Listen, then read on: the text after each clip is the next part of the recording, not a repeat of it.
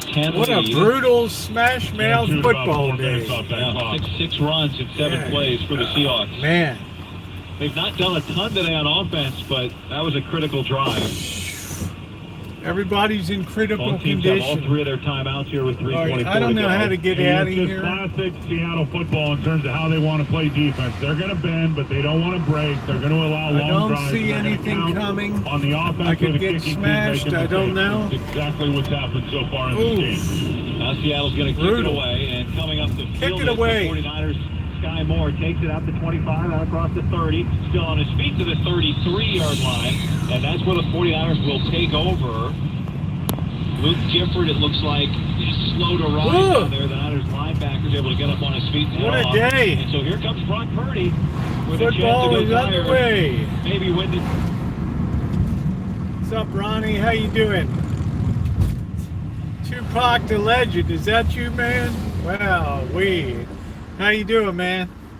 Tupac the Canadian Legend is on board.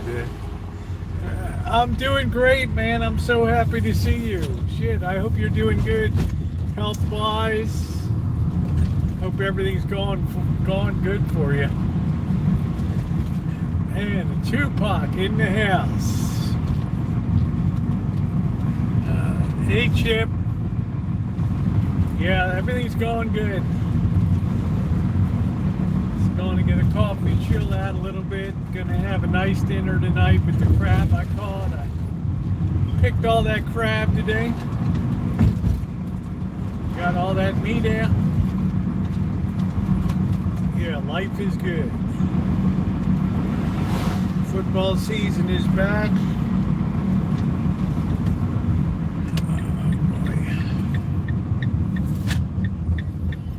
Get to it. Not a lot going on in the news today, which is good.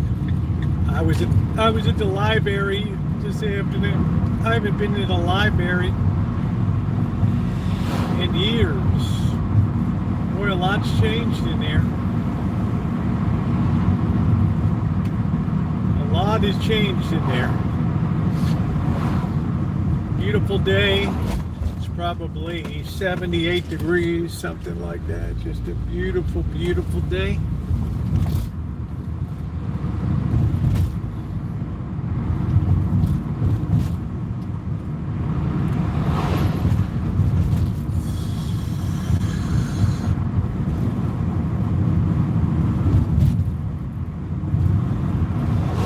Hey, who's that, Kitty? How you doing, Kitty? Hey, yes, we got a spot. I must get the corner of that guy's truck. Ooh, that was lucky. That was like 2 inches away. All right, yeah, happy Sunday. That's it. Oh, yeah.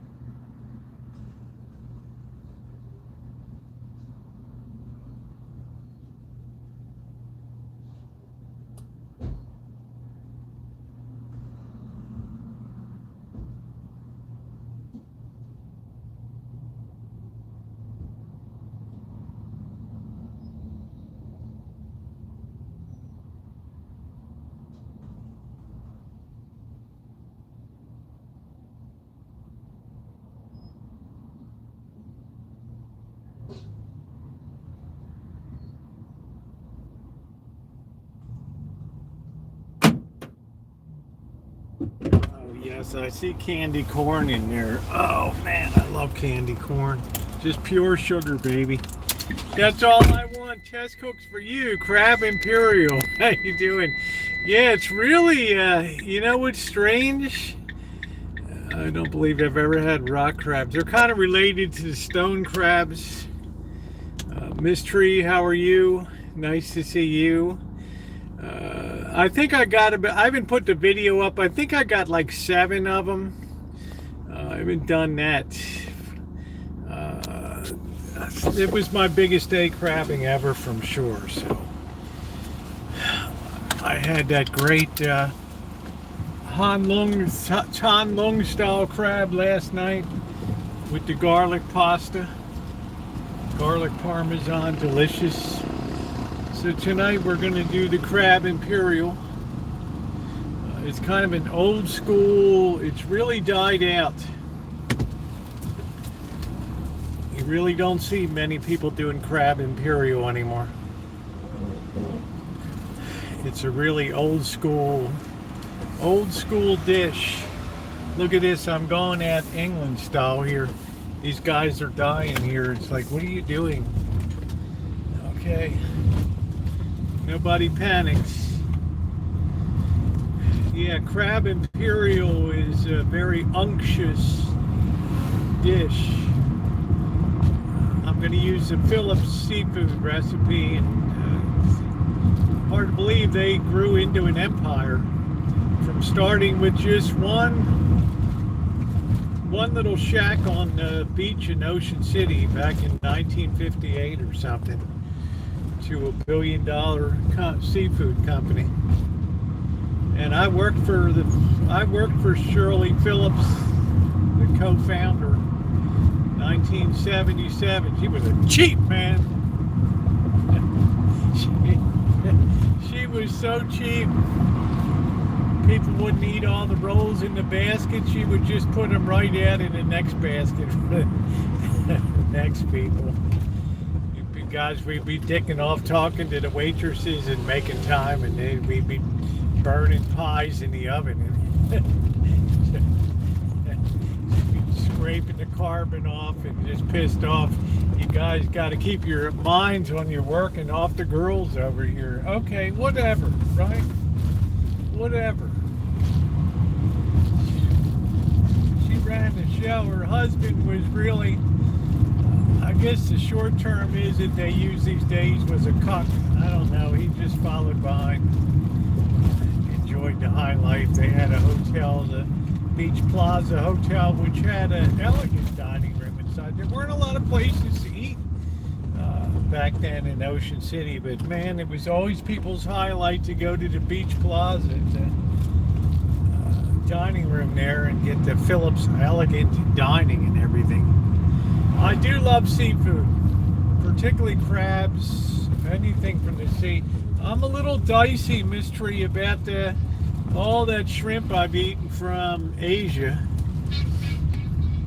You know, might get my sack glowing or something, I don't know. Something crazy. So what's going on, everybody? If I didn't say hi, pardon me. I got the light in very bright here. If you could please take a second to hit the thumbs up button, it is very appreciated. It helps get the stream out today. Last night was a great stream with the crab dish, so we're going to do it up tonight with the crab imperial, which is probably the most elegant way that crab is served that I've ever seen in my lifetime. And we did a lot of them in Maryland in the restaurants. Now, Miss Tree's down there in North Carolina, and there's really good seafood on the coastal North Carolina there. Blue crabs, probably pretty good fishing out there and everything. Got the beautiful Outer Banks. What a life, baby. What a life.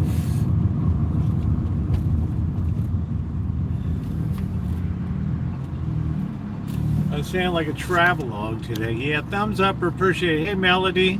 What's up, Genko? How you doing?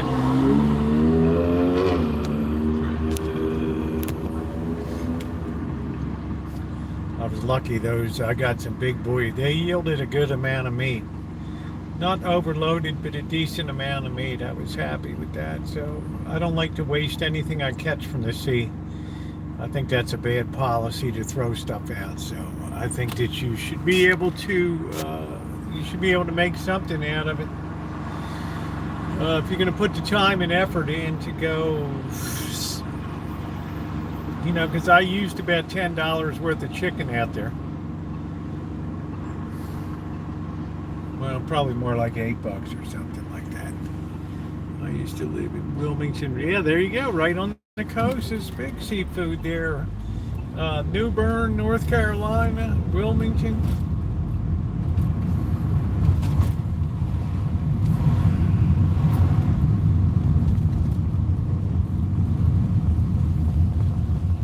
I mean, North Carolina's got it all. Coastal, upcountry. Beautiful. Man, everybody's been taking my spots lately. It's mildly disturbing. Wow, we actually got Corky in here today. Holy smokes, the Corkster has arrived. What's up, Corkster?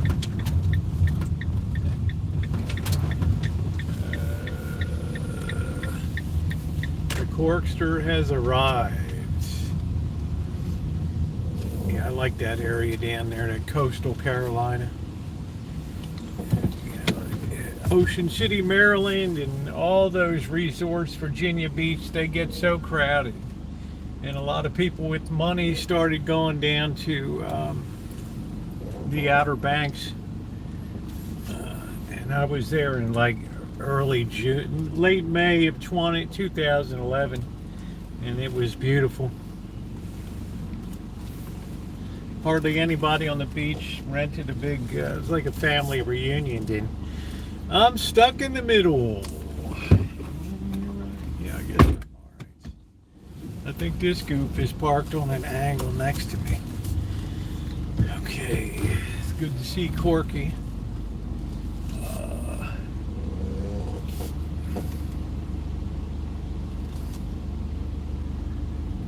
Here we go. Okay, there we go. Now let's say hi to some people I might have missed. Used to live in the Rosie has crabs again. How you been, Corky? It's good to see you.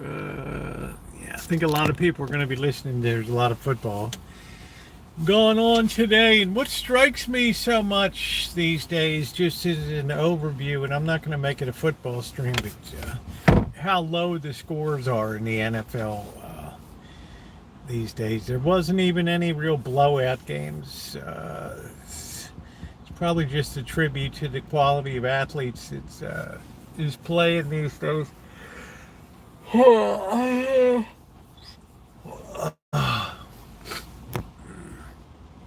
Hey, Angus Kisses, how are you?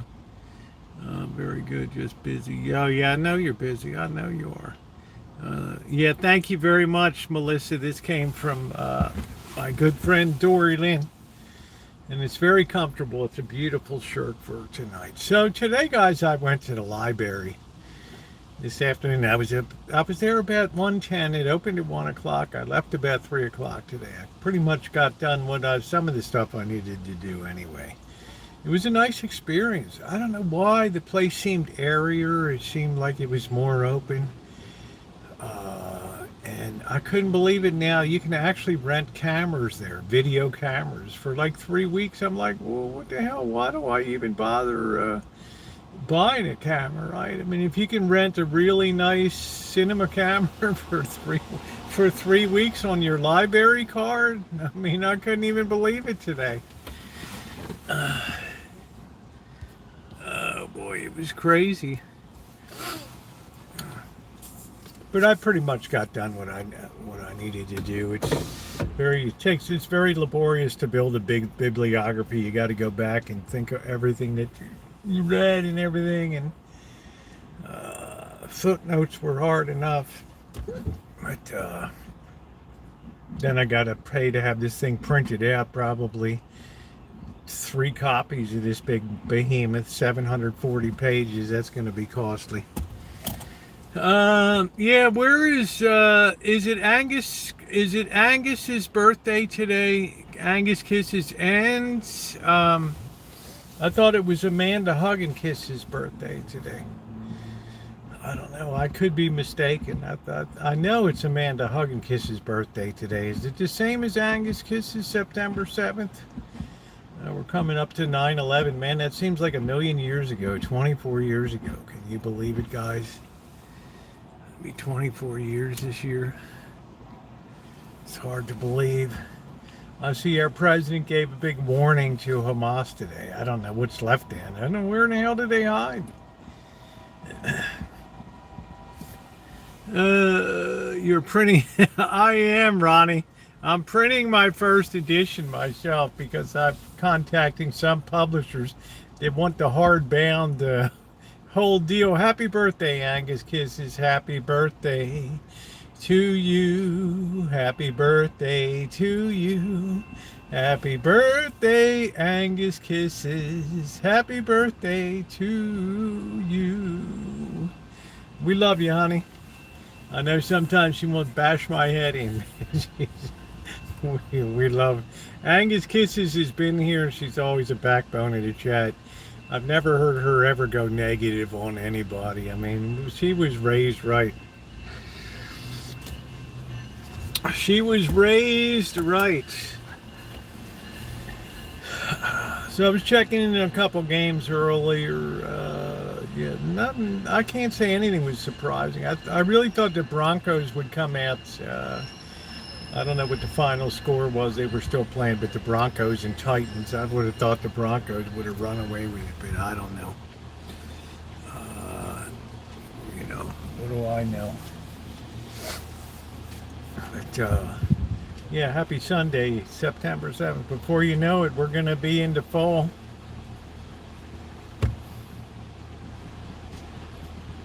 Beautiful day today. Going to put the window down to get maximum airflow here. Cat's been bugging me all day, and it's Monkey Boy's birthday too. Yeah, maybe he'll stop by. That's a lot of birthdays for today. That's a lot of birthdays for today. Anyway, there wasn't much news today. The Treasury Secretary, Scott Bessent, was saying, man, if we have to wait till 8 months to get on the calendar for the Supreme Court for these tariffs and stuff, and if we lose, can you imagine us having to refund like $600 billion to $1 trillion that's already gone through the system and been spent? I said, my boy Scott is always on top of it. Always on top of it there. Worrying about that. And by the way, the budget deficit was $100 billion in July, the 4th month in a row. For anybody that thinks tariffs are going to be this this big whirly gig of money.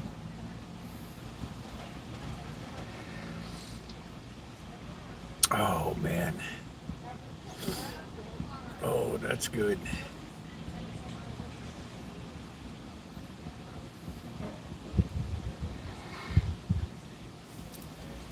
Yeah, we got a lot of birthdays today.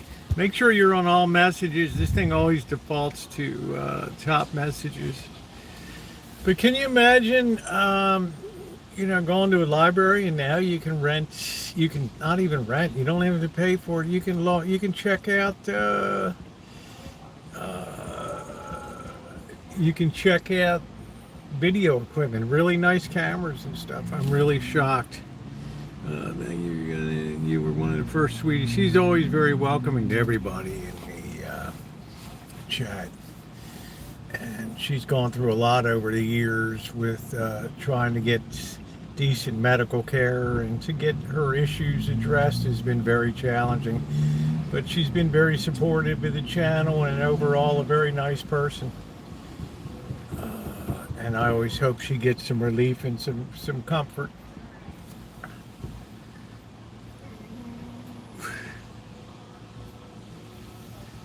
sneak in on the game.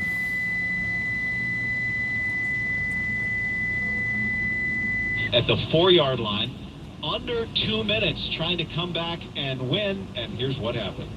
1:44 to go, fourth quarter, shotgun. Purdy looking, bump from behind, now he rolls out. Still has time, still looking, now he rolls to his right. He's pursued, and he throws it! Caught! Dodgers got it! And the 49ers take the lead! Todd just plucked that out of Danger's way. Just plucked that right out of Danger's way. What's going on, Doctor? How you doing? I guess the 49ers pull a rabbit out of their butt today. How was your day? My day was really good. What do you use for the polls? I use, let's talk about that because I have another, I don't want you to get confused. There'll be another crabbing video coming up. My biggest day ever when I got all these rock crabs and caught them. I use, you understand the throw traps, the sides just go up when you go to pull the line in, the sides close up, the crabs like, hello. As far as what poles I use, if you're fishing from shore, you need to really have the longest pole that you can handle. And I use, if I could get a 15 foot, I would have a 15 foot. Some people have said, wow, the poles that you're using are super long. And yeah, because you really need to bomb your snares out there far. And I can cast about 100 yards or so out there. The best casters in the world can cast 2.5 football fields, if you can imagine that. I use Okuma Rockaway HD 12 foot. It can handle up to like a 12 ounce weight, because with length comes, it's still got to be flexible, and it's very hard. You know, these things snap, and it's challenging. And then I use the crab special from Shakespeare, specifically designed for throwing snares. How you doing, traveling? Good to see you. And if you've seen, hey Caroline, as you've seen with my casts, I can really get it out there very far. Carving wooden poles, I don't know, Corky. It's a really difficult thing, but I find that the Taiwanese make the best. The Okuma makes the best gear now, and they've approached. I've been. Some companies want to put their gear in my hands, but I don't want to. I don't want to feel obligated to do videos, and I've never been very mercantile on the channel, and I do have merchandise. I just don't put it up. It's the same stuff that's been there for like 6 years or something. But I just don't want to represent gear. And I mean, if I got something good, it'd be all right. But you know, people want to send me snare. They want to send me all that. I'd just rather buy my own stuff and just do my own content. I'm not saying there won't be a day when I have something that I think is super good. But I've seen too many people sell out their channels and just bomb people with it. Now this video is sponsored by Squarespace. Yeah, Squarespace approached me 3 years ago. I mean, I don't want that stuff on my channel. I want this to be, even if it's the last one that's ever out there, the old school YouTube channels with original video content and no AI crap and all that. Thanks for the info, oysters, clam, yeah, crabs, and time to learn, yeah. I just love the taste of crab, to be honest with you. And I was really fortunate that I was able to really snag some big ones out there, because I've gone out there some days, as you guys know, and been absolutely skunked.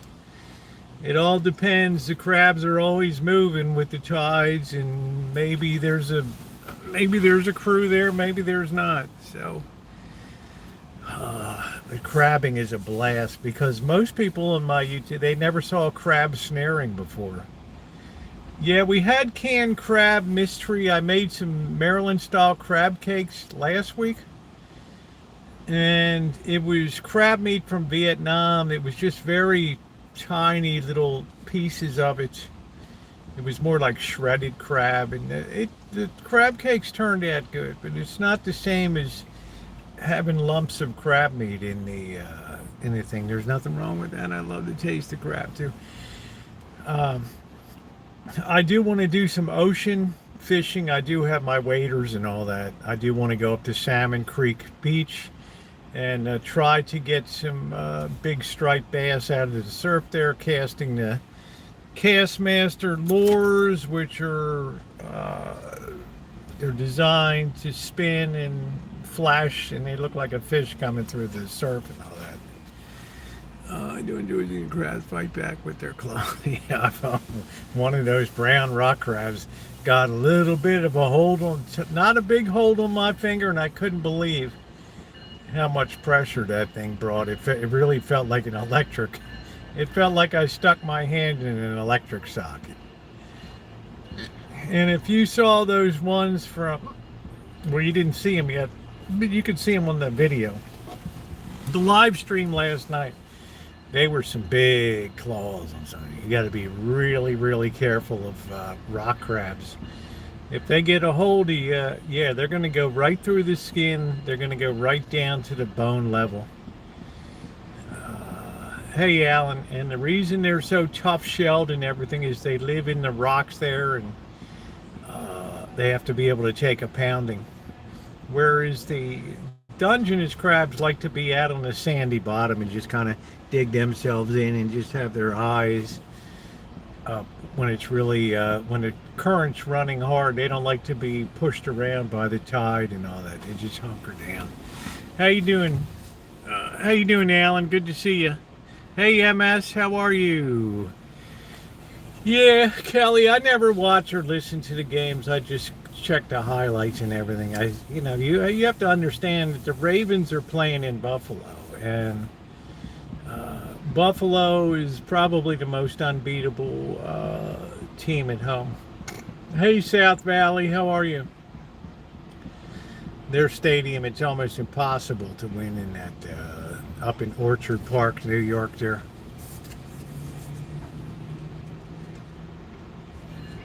But it's a heck of a way. I mean, it's going to probably smash the ratings records tonight. Yeah, but the Niners lost some people. Kittle. Moody was really shitty. Kicking field goals and hitting the uprights, and he was a mess today.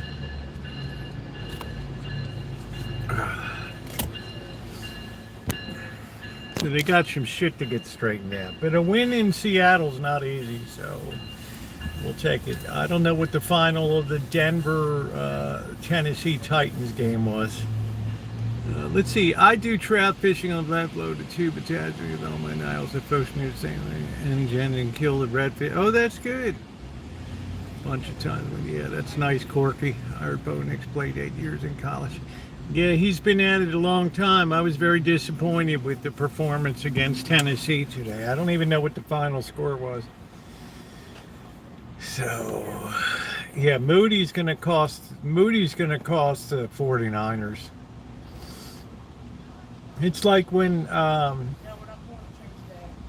Tucker, the field goal kicker for the Ravens, everybody wondered, why is this greatest field goal kicker in NFL history, right? And last year, all of a sudden, he can't hit the back of a barn, and then we find out, oh yeah, well, he's been hanging around the massage parlors for. He's got his mind on something else. Let's see, traveling through life. I might get my fiddle, bring the bait if you can supply the poles. And so, well, I'm here. You've seen me before. I meet some people over there. Yeah, the Patriots lost today to the Raiders. They are getting exposed. Yeah, well, you can come over anytime. I have some friends over at Bodega Bay that I know that watch the channel and come in. I'm always happy to collaborate or see people. I also make comment on other people that are crabbing and fishing and say, hey, I would like to see you guys. Maybe do a night crab down in San Francisco there. Ocean Beach. You have the beautiful Golden Gate Bridge right in the background, all lit up, and there you are, fishing right there at the night.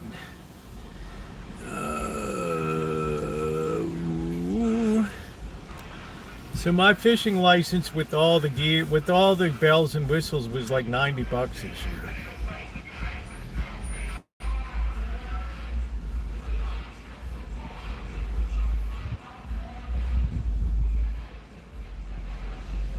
Everybody needs a concert from a car. 65 hours fishing and hunting licenses are free. I could get a reduction here in Ma Ridge. I can also get a park pass for the Sonoma County parks, which puts me right on the beach parking and all that. I just haven't had the time to really dick around with. There was some place we went when I saw that they were selling those discounted things. I don't know where it was. I can't remember where in the hell it was. If I took the time, I could go over there and get a discount. Are you allowed to snorkel and just grab crabs?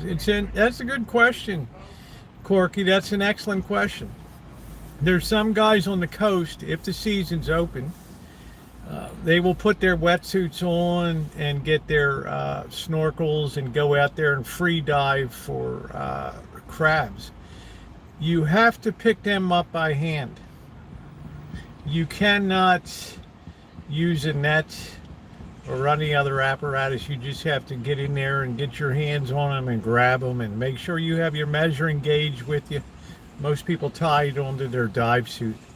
And yeah, some people have done very well. They've been out there when they hit a whole pod of crabs, and within 15-20 minutes they already made their 10 crab limit. So but I don't really want to feel like, I don't know, sometimes I thought about getting a wetsuit on and getting out there, but I thought that one thought comes through my mind, Corky. Dun dun dun dun dun dun dun dun dun dun dun dun dun dun dun dun dun dun.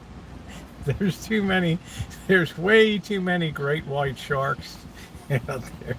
I don't want to turn around and be face to face. Typed in the points. Avery Youth Exhibit. Yeah. I don't mind paying up for it. I have 3 dogs that go everywhere with me. That's cool. I want to do clamming. I don't want the gooseneck clams. I want the Washington clams and the steamer clams. And I want the mussels this year. So I'm going to try to do that too. And then do a beachside catch and cook. Try to do that this year. I got better lanterns and everything, but I don't have a truck. Although I was asked, what's the mailing address? Because I'm down at DMV. I'm going to send you some stuff up, I'm hoping. You can do that. You can give it a thumbs up. Yeah, give that thumbs up. That's nice. So give that. Appreciate the thumbs up. So, I think like snorkeling and free diving. I think that's more of a younger person's thing. I just don't feel inclined to put the money into a wetsuit and have to wait for a day when the water is very calm and the clarity is good, and be free diving. In other words, I'm happy with what I do. I'm not unhappy. And this year we're going to take it out to the ocean, to the surf, and see if we can get some of those big ocean going fat boys out there. They'd like to see all that surf churning up goodies to eat. They all just sit out there and wait to munch on sand dabs and whatever else is out there. And I want to do a night one. What you got to get is those powerful contractor lights. And I've seen guys do it on Ocean Beach and down near the Golden Gate.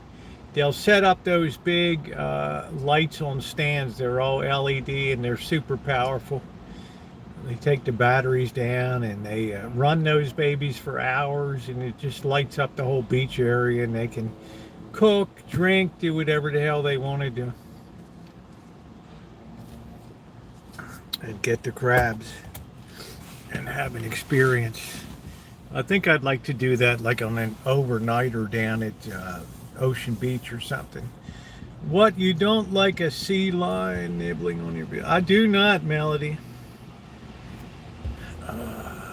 I don't like any of that stuff. You know, I can barely tolerate nature as it is. So, used to go South Florida Lobster with the boys. I didn't drink. I think they took me along for the nightlife. There you go. Well, spiny lobster season opens pretty soon, I think, and that's more from San Luis Obispo south.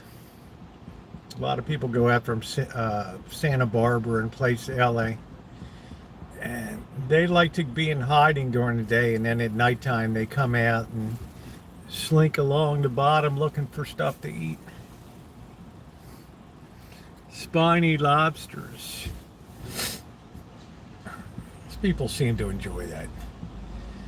You know, that's a whole new investment in more gear. It's another license on top of your existing license. It's, oh man. They get you every level of what you want to do. Every level of what you want to do, they always knock it up to another level of fees and costs. But it'd be nice to go over there in the evening and light a little, take some wood along, have a little fire there, even at the side of Bodega Bay. Biggest lobster I've ever seen was in, they got some big ones in Mexico. Philippines too is like the biggest I saw over there. These things, you'd mistake it for your mother-in-law coming through the door, you know? It's like, whoa, how's your meat? Right. Anyway, it's fun. It's just take it up another level, take it up another notch.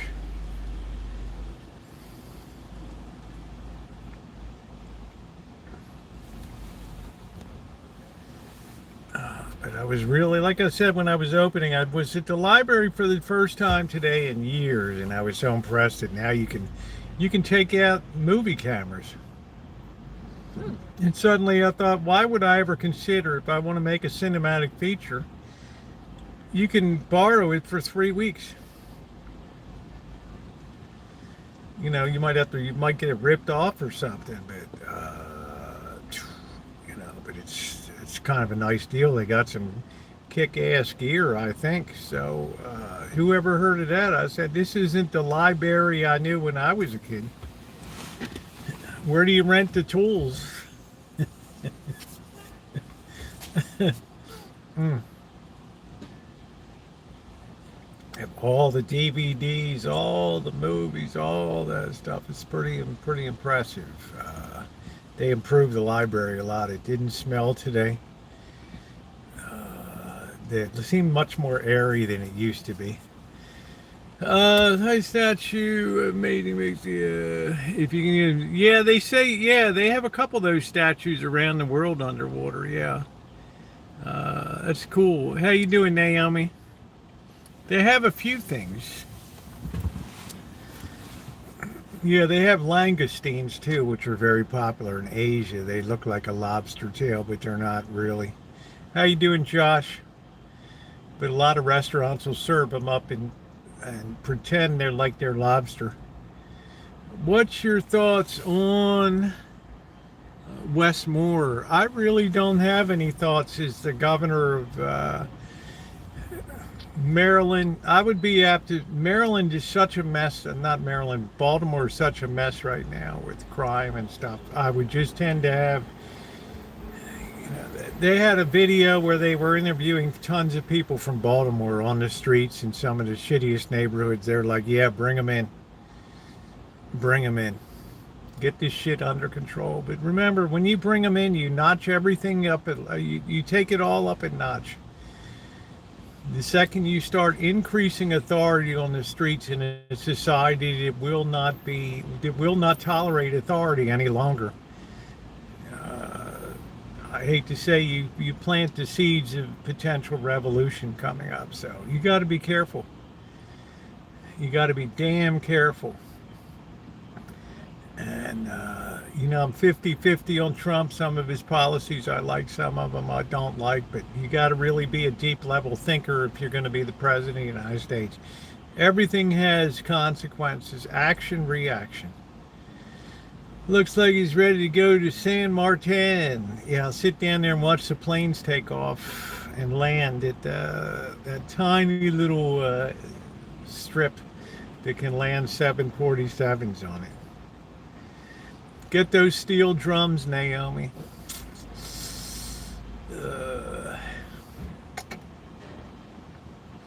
Yeah, they've put a lot of underwater statues around in some famous dive spots. They do that in the Mediterranean quite a bit. Mahu Beach, I don't know. I know I'll never see it, but that's fine. I don't really have interest to go on a cruise. I don't really have an interest in any of that stuff. Bird needs a steel drum. More junk to have around. We've adjusted it to a quieter life there, and everybody's all calm and peaceful. I don't have cats coming and going all night long with open feeding. I'm going to tell Bird when he comes back, there's no more open feeding. Feed it at the end of the night, that's it for the food. Feed him in the morning, that's fine, but it ain't going to be any more overnight. I'm not going to have more cats coming to the property and all that. And if you don't like it, bro, too bad. My place, my rules, that's it. I'm not going to have that open feeding and tons of food sitting out and this scraggly ass looking cat and that one coming through and goofy looking raccoons. I got a pretty good rhythm going right now. I've got rhythm. I've got music. I've been stuffing my belly. It's been fun. What have you eaten today? Well, I'm just saying, I don't need that stuff. You wonder why the cats come? Because there's food there. Right? I'm not going to have it anymore. There's time to feed and then it's over. That's it. I'm going to take control of shit. I'm not going to let stuff be out of control with cats running all over the place. You know, you want your things, you want your rent delayed and all that. Yeah, well, all that comes at a cost. It's a two-way street. A two-way street. Yeah, feeding everybody's cat on the block, so.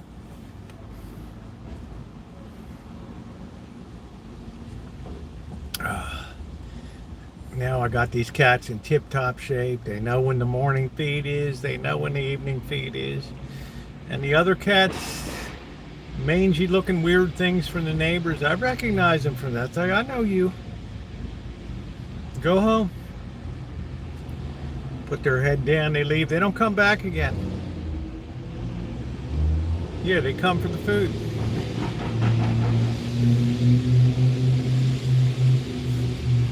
I'm tired of being overrun by cats.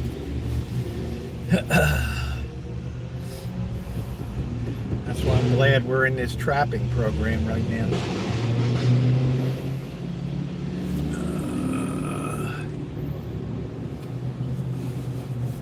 And then I'm the one that gets stuck with them and everything.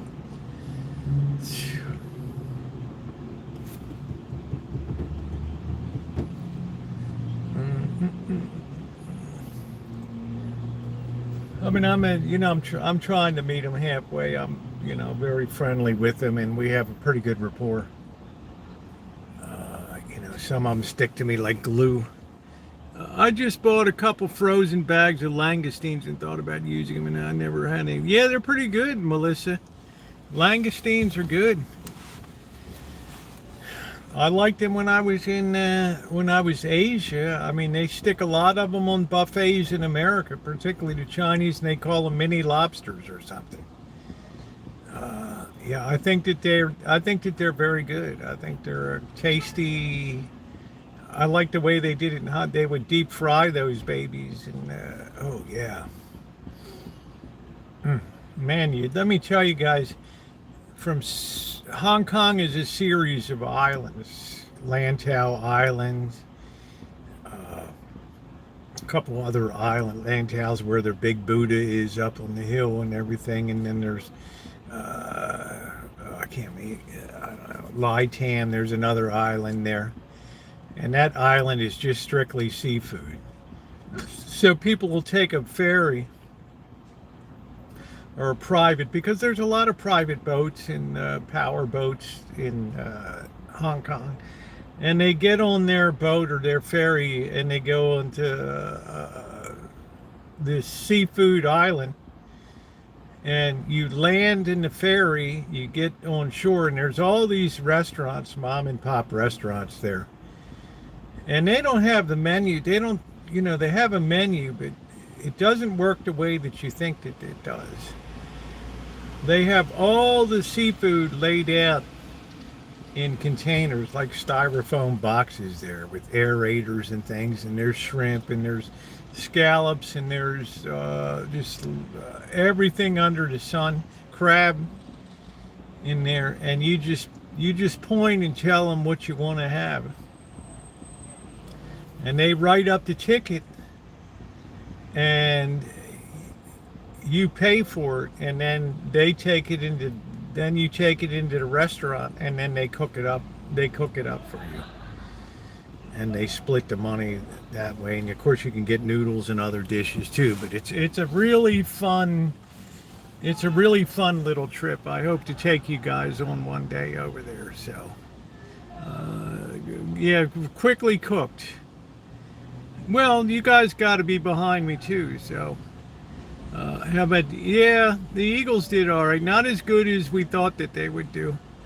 It's cooked fast, and nobody waits long to eat. Nobody waits long to eat in China. If you have to wait more than 8 minutes for your food, 10 minutes, it better be worth it. That's why everything is fried. Everything's in a wok. It's that society where we want to eat, we want it to be good, we want it to be fast. We're not going to sit here all. People don't sit around and bullshit and chew the fat. How you doing, Ned? Doing good. Happy birthday. You should ring that triangle prior to that way they know to come run and be on. They're already getting on time. You should love it. Grabbing cats came from beat and pooped everywhere. Yeah. My nephew was teaching them in Shongwan. Oh, nice. Llama Island, that's what it was called. Yeah, it was it's only about a 10-minute boat ride over, but it's like a different world. It's like a country place.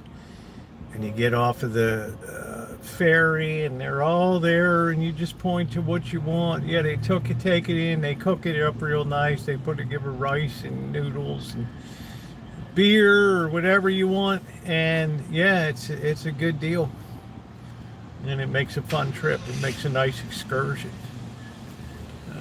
You're just eating the normal food, not our food. Yeah, I hear you, Ma Rich. Hey, WW. My nephew, yeah.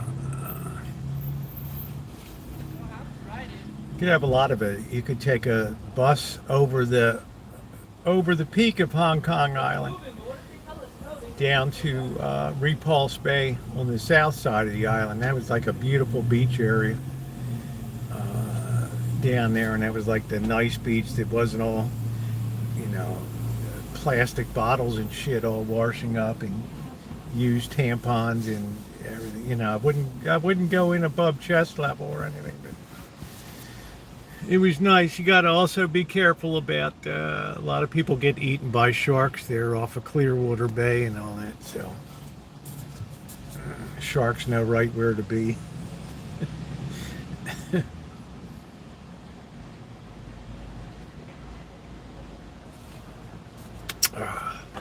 I kind of like those Mavericks. The spoils out of a good B education. I'm not sure what that means, WW. Not sure what that means, but good evening to you. I got rhythm, I've got music.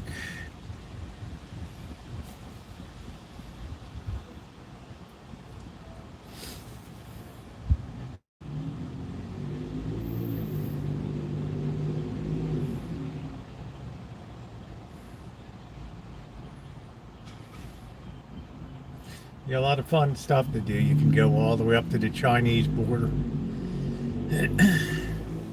If he travels to another than government and stop his frequent travel, there you go. Asking, well, you're going to be questioned no matter where you go. We got 3 done so far. I think we're just on a weekly deal here. I don't know. I tried to see if I could fix that trap today, that other one. I think I got it working.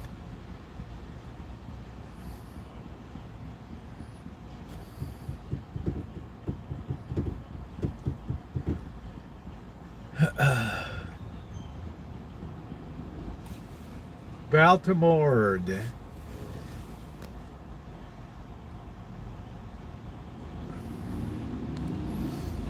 Yeah, you're always gonna be, you know, you go into China, it's a lot more relaxed. You have to understand, I was in China after Tiananmen Square, and it took a while to reopen again up there, and it was intense. I wouldn't say it was on a par of gone into North Korea, but you were always under the eye. Always. Now it's much more relaxed, and you know, the economy's doing well. There's money to be made, and it's a lot easier now. They have a better, more high-tech security apparatus and all that shit. Remote control, nature's there, rolls over hills around that. It rolls over the hills in Petaluma here, right through the Petaluma Gap, every night.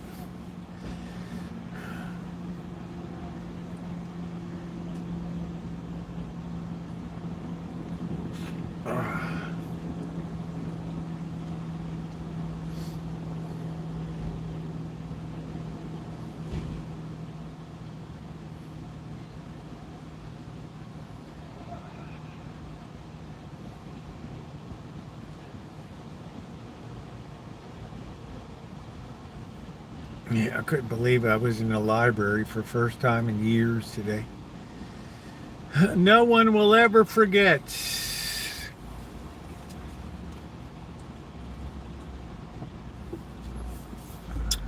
Well, you've had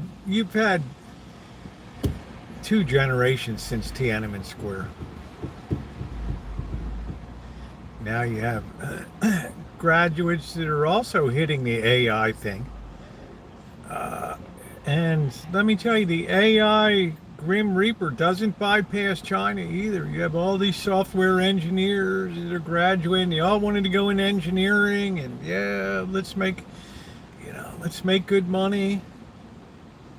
And we see what's happening here with knowledge-based jobs are being ripped out left and right now, and it's just the tip of the iceberg.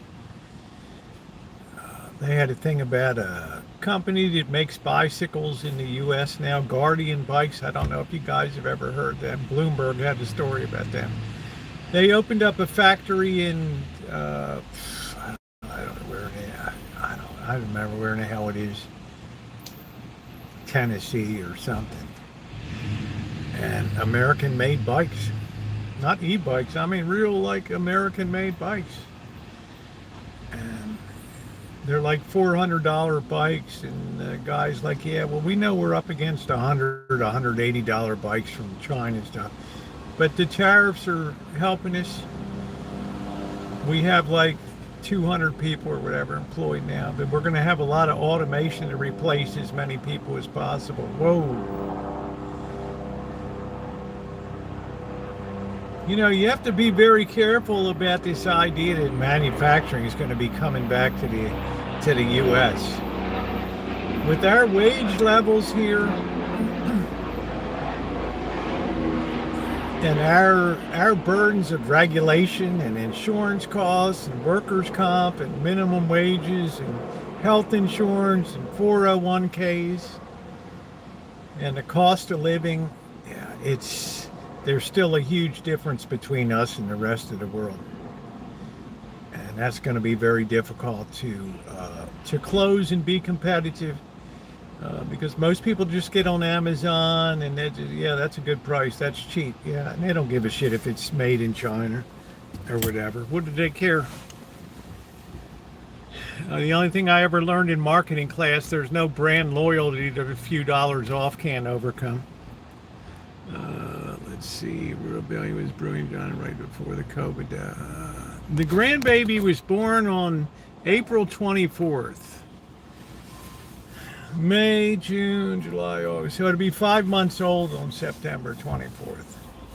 And I'll tell you, kids grow up fast. I told my daughter, take a lot of pictures and video and stuff. I got a Chinese trike. It lasted 2 and the forks broke. There you go. Yeah, the manual labor thing too, the deal for real. So people think the idea is good, but it's no slam dunk. We have destroyed the family here, and we're paying the consequences for that now with poorly formed children in society today, and they don't have any intention of going into getting their hands greasy in factories, and it's better to be out wilding and being social media influencers. How you doing, Aquarius? Oh, WW, check yourself, dude.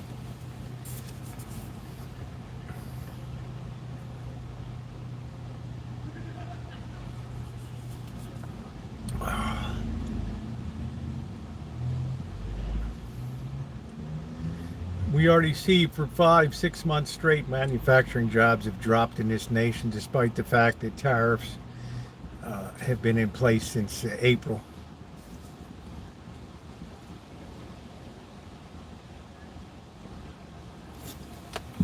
So you tell me when the upsurge is coming. Sure as hell is not going to happen in agricultural machinery, I can tell you that. That ain't going to be happening. John Deere closing down lines. I don't know what other domestic tractor agricultural farm implement. Massey Ferguson, Alice Chalmers. I don't know. Wish it took years to get us to this. Yeah, it's not going to be. It's going to be a long-term prospect, if at all. If you want manufacturing in the United States, the standard living, there's only 2 ways to do it. Tremendously capital intensive automation, which puts you at the forefront of world manufacturing, but no people. All of your heavy expenses in very expensive automation equipment. Or the standard of living comes down dramatically in this nation, because tariffs will start to blunt creativity and start to blunt competitiveness. It's like if you sent the 49ers out to play the Seahawks, and yeah, we're going to give the Seahawks a 2-touchdown advantage at the start. The cost of living has decreased. Well, it's just the whole thing needs to come down. We can't support the current standard of living. That's why borrowing has been such a huge input into it.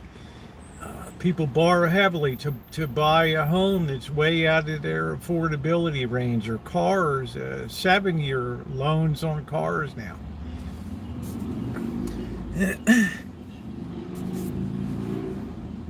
There's no way that this economy will support those prices going forward for assets, unless it's wide open to foreign buyers to come in and buy.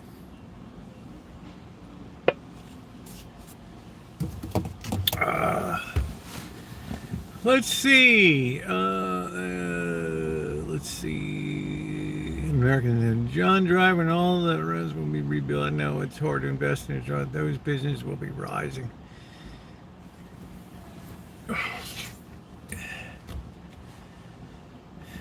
Gaza. I mean, I don't even know what to tell you about Gaza. My thoughts, and this is for WW, I don't claim any special knowledge about Gaza. But I do know that it will, who knows what it'll be. But I know as a tourist or somebody to go over there, I don't know if I would ever be comfortable going into a land that's so racked with dissension, hatred, death, starvation, and to think about building luxury developments, it almost seems Orwellian. And I know it'd be good for the people, for jobs and all that stuff, but if you put the money in there, you might end up like the King David Hotel and be blown up one day over there. You put your big hotel up and here comes a huge bomb blast, like happened before Israel came into existence.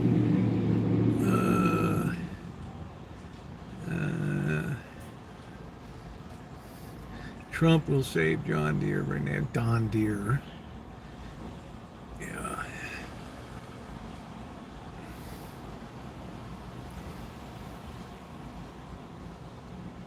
Well, actually, the best thing that could happen for Gaza is that Israel takes control. They won't have a wicked, revolutionary, Islamo-fascist group running the place. Just substitute Zionist in there, but they'll probably have a better shot at having a good life because their life has been shit since Arafat was there. What a disaster that slob was.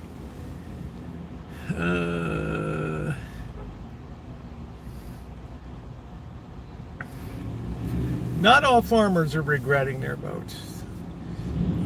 We're still producing a lot of ethanol with corn. 34% of our corn is going into ethanol production. Every commodity has its price, but right now deflation is hitting the agriculture, at least the grain sector. But we just have to see what happens. We're going to get another inflation report this week.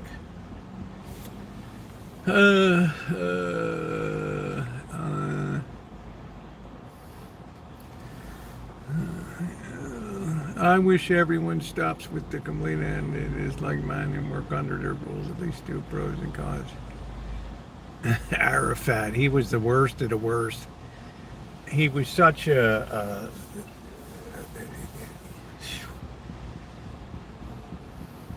sometimes, you got to know when to hold them and when to fold them. You need to know when you're going to get the best deal that you can get and when you're not. And that was the problem with the PLO. They just gave up, lost it. Smaller.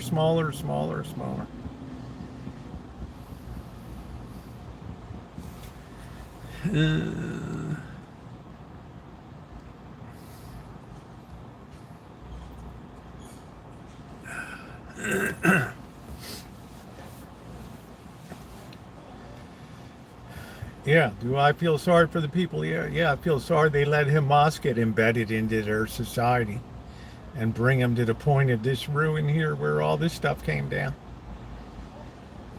But that's what happens when you get a leech that's in there and living a high life at the expense of everybody else. They're afraid to even open their mouth. Now, as Hamas loses, more people are finding their voice now and saying, yeah, it's time for these goofs to go. All right, WW, you're out of here. We're going to put you in timeout for 24 hours because you just make statements. You don't back anything up.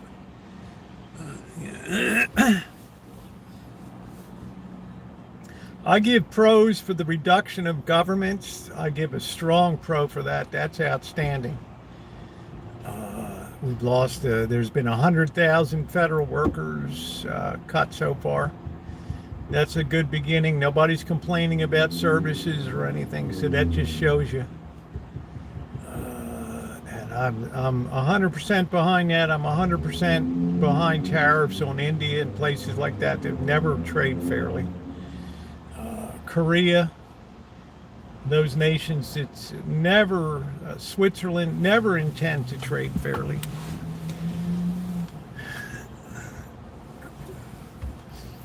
Oh yeah, that's another thing I'm happy about, the interdiction of the drug trade out of Venezuela. the stuff that's coming in by boat. How many lives are going to be spared by the drugs that are being lost? I've seen the word.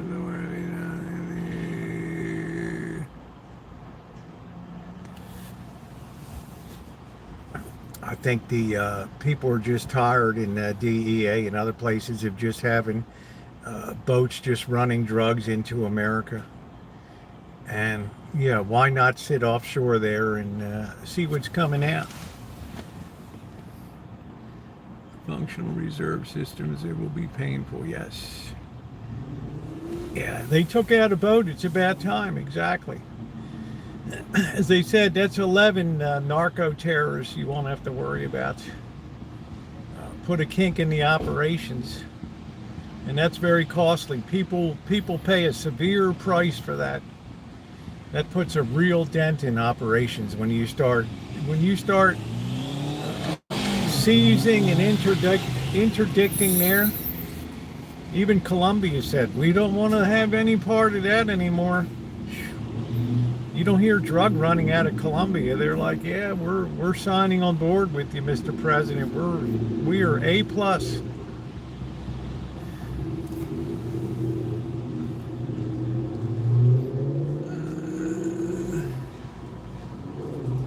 Military should be doing that, not getting max pensions for BS.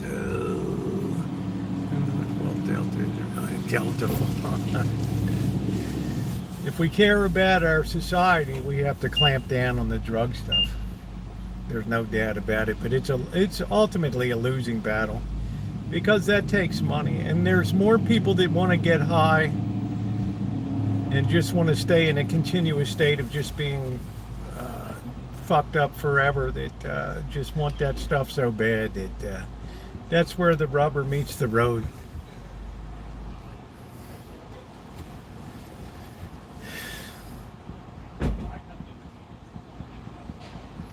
You know, if people weren't using fentanyl, it wouldn't be here. They even checked the water supply in Nantucket, and cocaine levels are 50% higher than the regular population. Imagine that. We're just a high society. They should be rather not just blowing up boats. I'm sure they're collecting it, Melody. They had to know what was in that boat. So there's quite a few things I give strong A++ about. If somebody's finally taken control of that. Border crossings illegal border crossings are the lowest in history now. Ding, A++.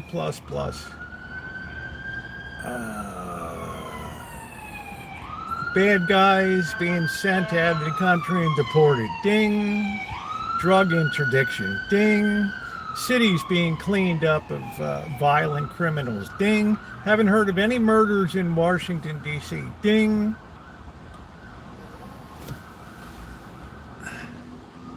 That's what I like. Yeah, remember when alcohol was a hard drug? That's it. The drug problem will never stop as long as... Yeah, that's what I'm saying. It's a two-way thing. But you can at least make the cost of doing business so heavy out of Venezuela that it becomes untenable. That's the only thing holding up that economy is drugs right now. That's it. Oil is right at $60 a barrel. Oil companies are laying off people like crazy now. Yeah, it's got to be a painful time.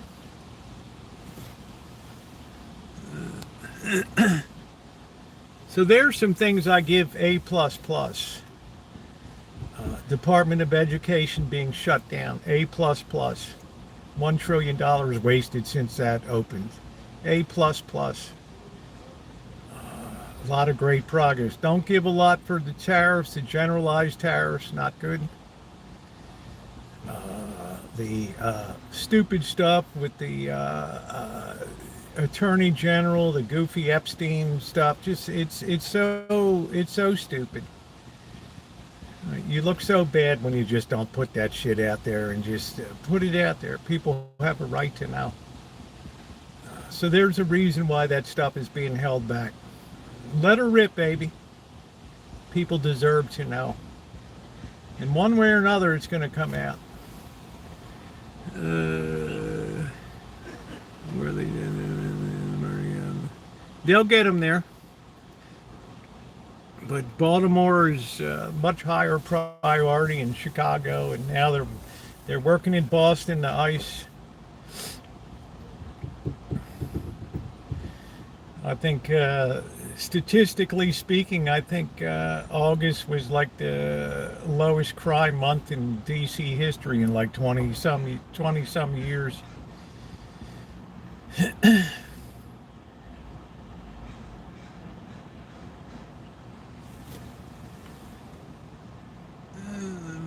But because of the money trails, yeah. Well, I said people. Sooner or later, it's going to come out. You know, I don't like the Attorney General of the United States. I think she's a game player. She gets a big X in my book. There, sorry, just the way I feel about it. You know, that's bullshit. I remember January, as soon as took office, like January 23rd, 3 days after taking office. Yeah, I got the file right here.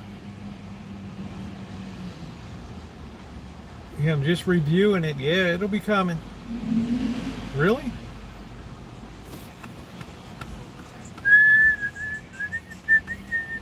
I saw the same sort of shit happen with Watergate. A simple, low-level, botched breaking and entering turn into the downfall of a president. Same stupid shit.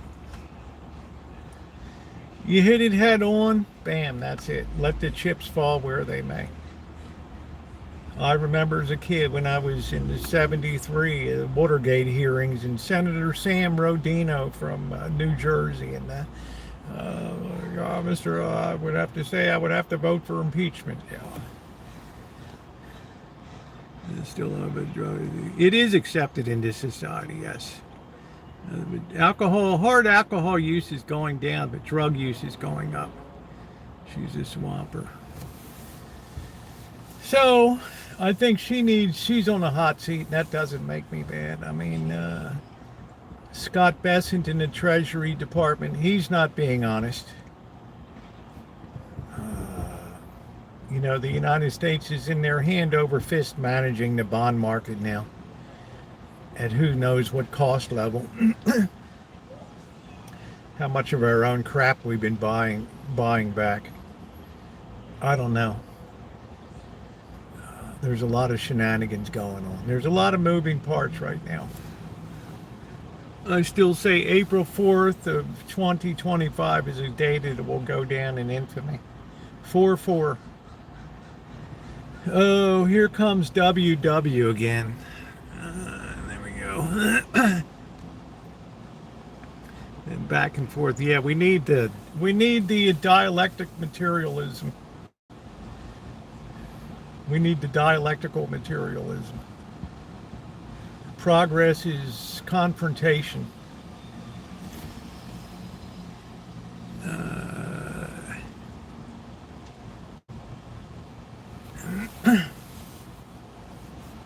Ronnie, if you see WW coming in under another name, just knock him out. He's got like 100 troll accounts. Just knock him out. You know by what he posts.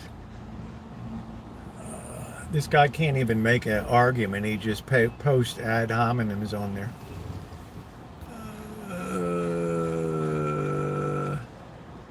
Oh, Memphis was shitty all the way back to Martin Luther King time. The Lorraine Motel and Memphis has always been a high crime town. Everybody moved to Nashville.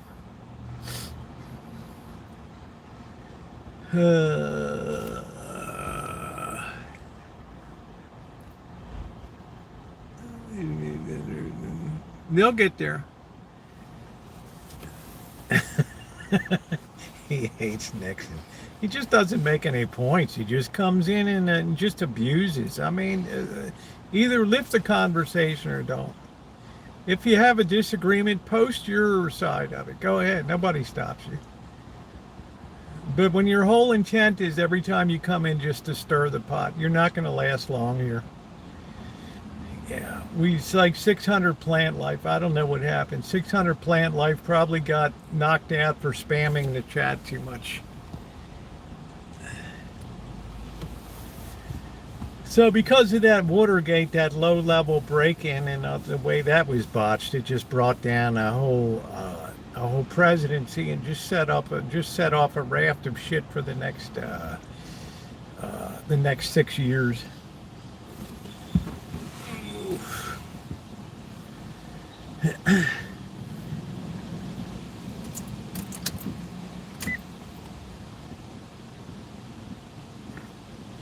I loved Nixon too. I thought it was great. He opened up China. Very good on international stuff. Not so good on economic policy with wage and price controls. That was bad. That was bad. That's when we had a strong manufacturing base, and that put a big pinch on supplies. Now we don't have a big manufacturing base.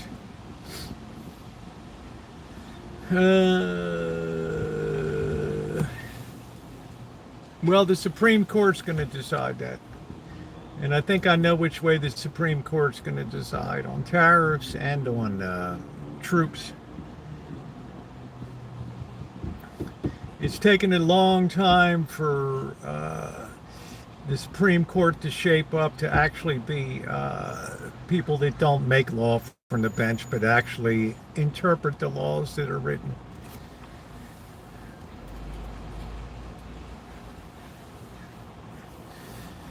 We've all suffered through ultra-liberal courts. And we had ultra-conservative courts in the 1920s, Charles Evan Hughes. It always cycles back and forth. We'll have a very liberal court coming up. Trust and believe. Everybody will get what they want out of this administration. Everybody. The haters will be on cloud 9. Everybody will get what they want out of this deal. We only know from dictatorships. Well, this is what it takes, unfortunately, now and then, when people are unable to control themselves any longer, and commerce is threatened, and stores have to close, and local police are corrupt or ineffective. Yeah, are you gonna put your whole society down the shitter?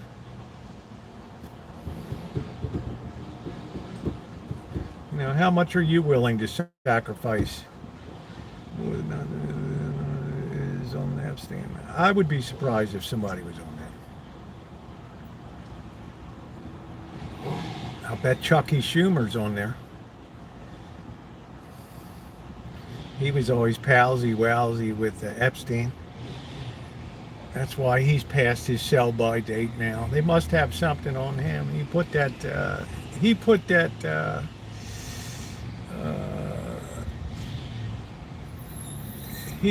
debt ceiling, raising the debt ceiling till September. He put that on. We'll see if he does this time.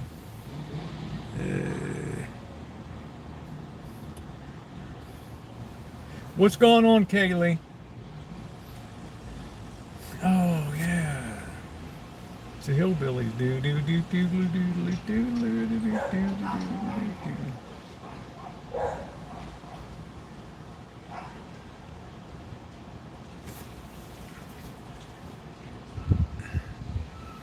Yeah, I think Schumer's a bad. I don't think he's going to run for office again. I think he's afraid of AOC. It's time for some of these old dinosaurs to move away. Chuck Grassley. Oh, it's time to get the hell out.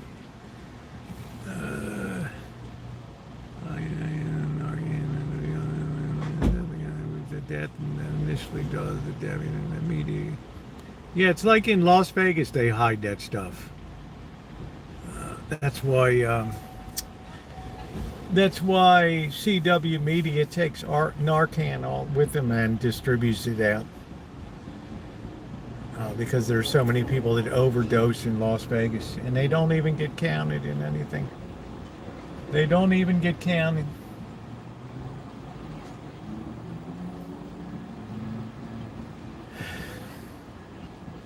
Hey, how you doing, Jenny? So I think there's a lot of people on that list, but the people have a right to know that list. We've danced around and played enough games. Face the music. And I got an email from somebody like, "Oh, I didn't like it, Rosie. You said you like RFK." We called him JFK, RFK. Did you ever hear me support RFK? Not me.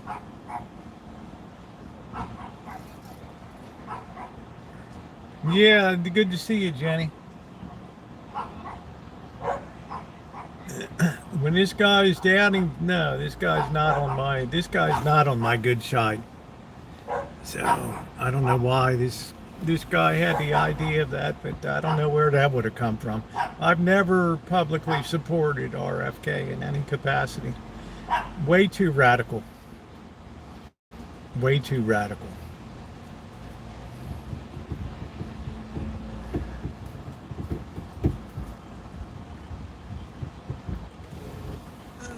I see we're losing our young kids. 3 of our men came out and said he should resign. I'd heard about New Orleans, but I didn't know where. Oh yeah, New Orleans, Baltimore, they're always murder capitals. Chicago.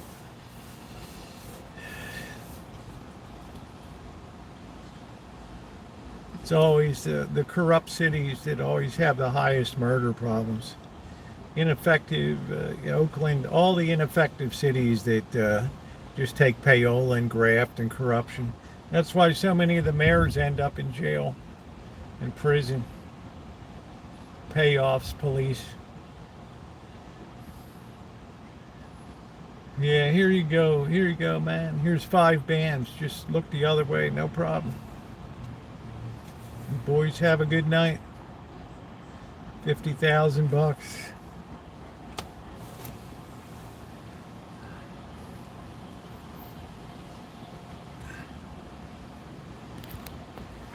It's very high in violent crime. Just last weekend, eight murders and 30 injured.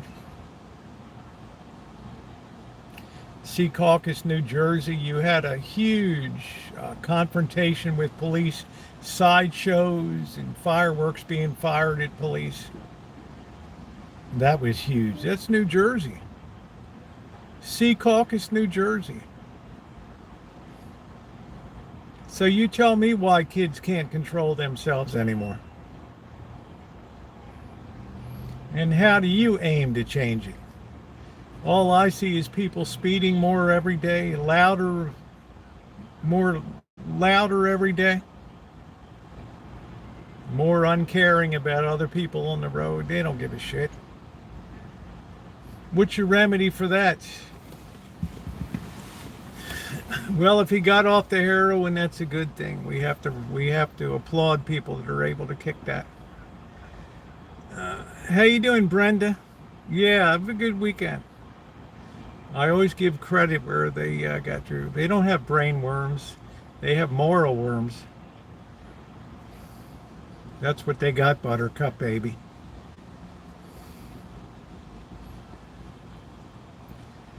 They have no basis for understanding good and bad behavior these days. If they want to do it, they just do it.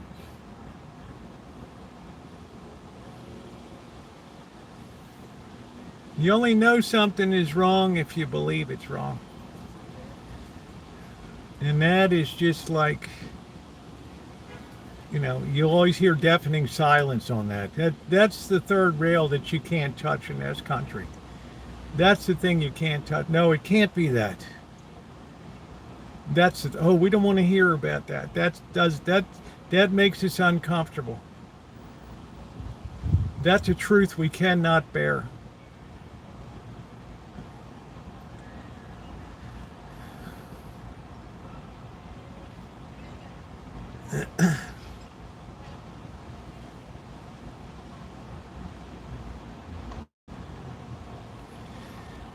Yeah, Kaylee, we've ticked down the pluses and the minuses here.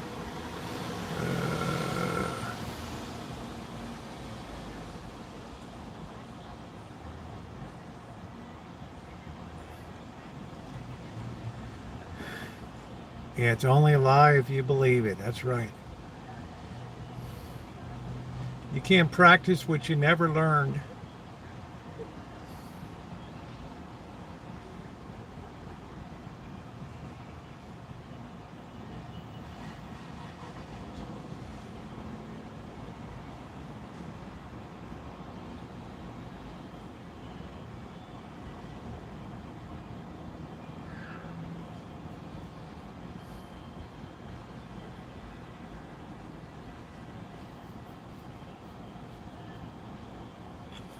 People laying all that dog poop and pee in that park.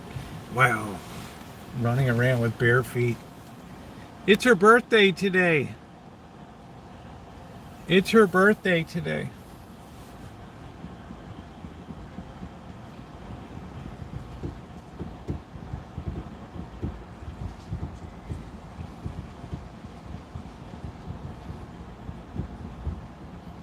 As I said, though, Kaylee, everybody will get what they want out of this administration. Everybody. I said it on opening day in January of 2025. I say it again. Everybody will get what they want out of this. Lovers, haters, everybody will be satisfied.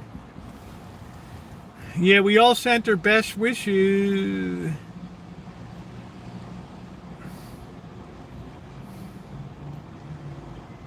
Yeah, I think she's probably having a good birthday. She'll probably stop in later. Hey, we're actually charging Ronnie. She'll have a good birthday. Try to be a middle of the roader. Try to think about the good of the nation versus politics and party. We're way beyond party in this nation now. Way beyond. We saw what the last administration did with crazy open borders. A guy that wasn't fit to hold office. Everybody's rushing to publish their tell-all books now like a bunch of rats. How's that for loyalty? Nothing hurt me more about the former president than the people that came out and stuck a knife in his back. The press secretary, oh, I got a book coming out. The other one, oh, I got a book about Mrs. Biden and the way she ran the White House. I thought, wow. You know, where's the dignity?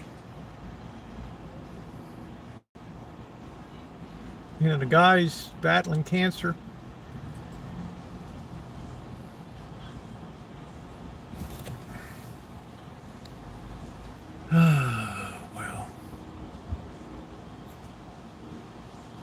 If there's a buck to be made, they'll be in there making a little curly hair press secretary. Oh, as soon as she left office, oh, I got a story to tell.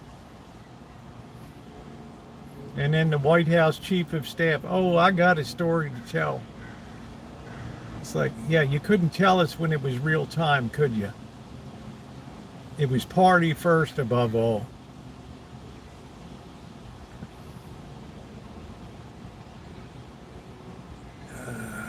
Yeah, but we have to be in present time. We can't think about the past time. I mean, we got to think of the damage that's done, not only by the Biden administration and Trump and the shit that's going on. We have to own it. And when I see little rats come out and start to want to write books, I think to myself, we're really lost as a nation. These are supposed to be your highest people in authority, that your inner circle, people you spend every day with.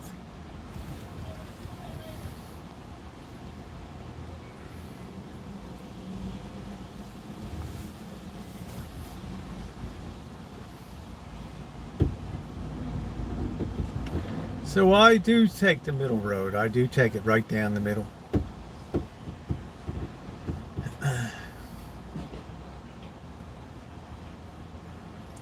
But, you know, sadly, I also know that we're past the point of no return.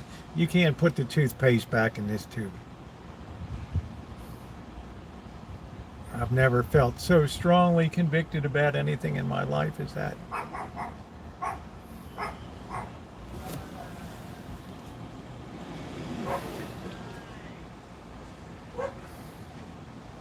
Yeah, it's always interesting what the history books are right, but I just wonder about, you hear silence when you talk about the loyalty of insiders in the last administration. And to me, it just shed light on what these people were made of. Just made it the worst stuff. Thank you, Jenny. You couldn't just go gracefully, well, the president's battling cancer and he probably doesn't have many more days. And the dignified thing to do would be, yeah, I'll probably have a couple bones to pick. But I'm going to resist the temptation. Think of how the dignity you feel when you do that. Yeah, it's always about the money. It doesn't matter whether it's left or right. It's always the same way. Most of the Americans in the 1940s never even knew that Franklin Roosevelt was in a wheelchair. Because the chief of staff, the press secretary said, look, we got tough times here. We got tough times. We have a new president in here now. We want to convey strength, not weakness. I want all you boys to sign on. We're not going to exploit the story. We're going to put the nation first. They all signed off on it. There's probably 3 pictures in all of existence of FDR in a wheelchair.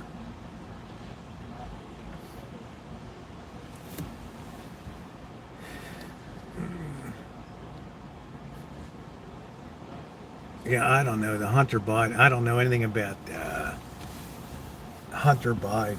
I don't know about all that. I don't know. I considered that stuff a sideshow.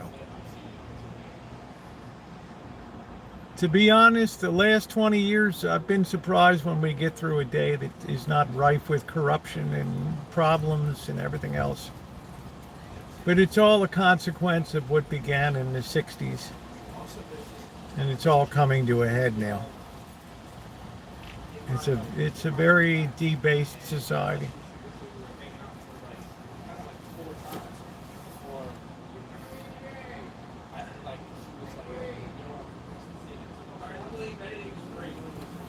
The guy said hard to believe anything's free parking on Sunday. That was good. Hard to believe anything's free. Shit. Oh.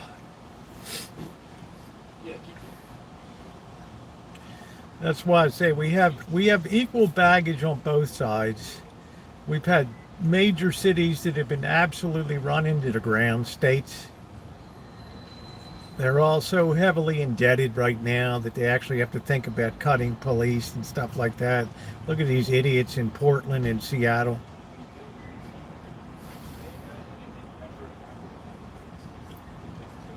Oh, let's defund police. Ooh.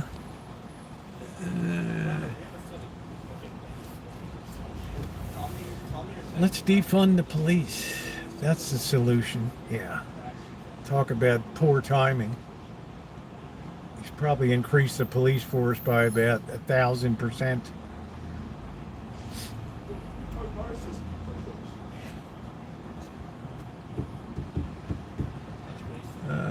Freedom is just a carrot on the stick. Well, unlimited human freedom is the enemy of civilization.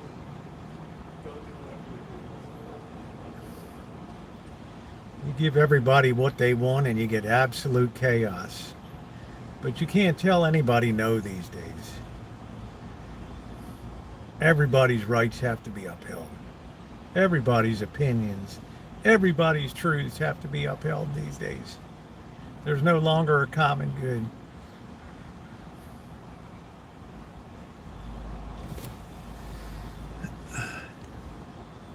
Let's see what are you doing in bed. The numbers in a month. We already had the quietest Washington crime in Washington D.C. in decades last month, the last 30 days.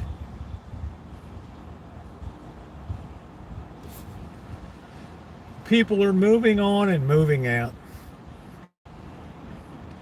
It's not going to be business as usual. And why should we have a capital that's shitty anyway? Same thing with the governor of California finally said, why should we have an LA that looks like shit when you drive down 101 and come into the city? It looks so bad. People can't come downtown at night anymore. It's so bad.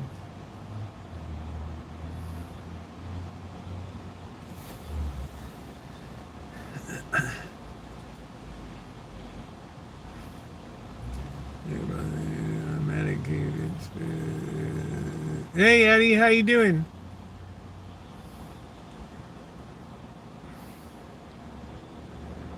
What are the stats about the crime? They were reported out of D.C. on Friday. Our roads in Wisconsin. How can you believe another any fires? Well, because I think that the commissioner of the police department of Washington, D.C. was falsifying statistics. We're going to be interested to see as that case proceeds forward in court now. Yeah, we got a lot of birthday people. Falsification is the new standard these days.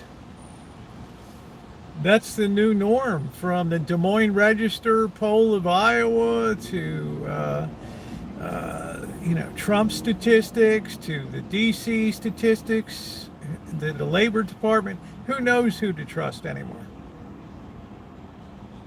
Corky.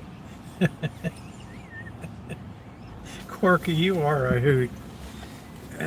We love Canada so much. I'm still living on the joy of Canada.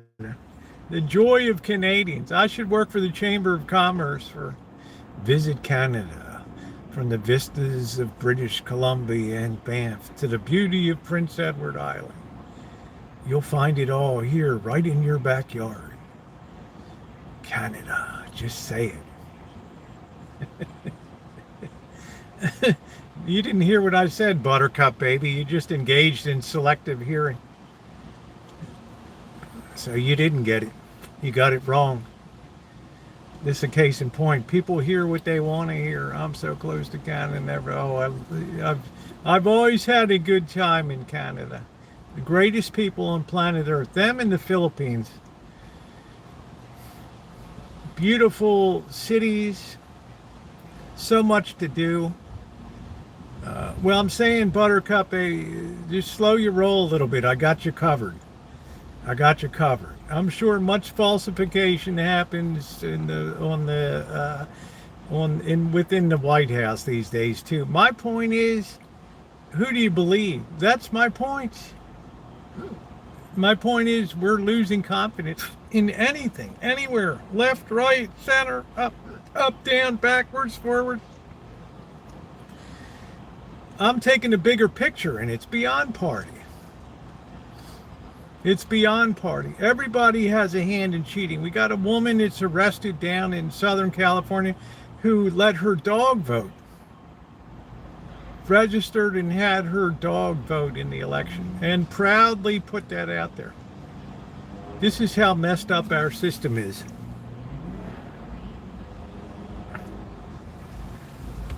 This is how messed up our system is. That we had a dog that was able to vote. Of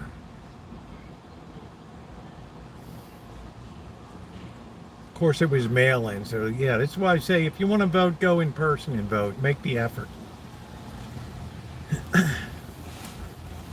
I don't know who that dog. Corky's like, who did the dog vote for? So her case is in court now. I mean, she didn't care about doing the right thing. I mean, it's endemic everywhere. This is the point I'm trying to make to you guys. There was, it's equally culpable on both sides. We're beyond that now.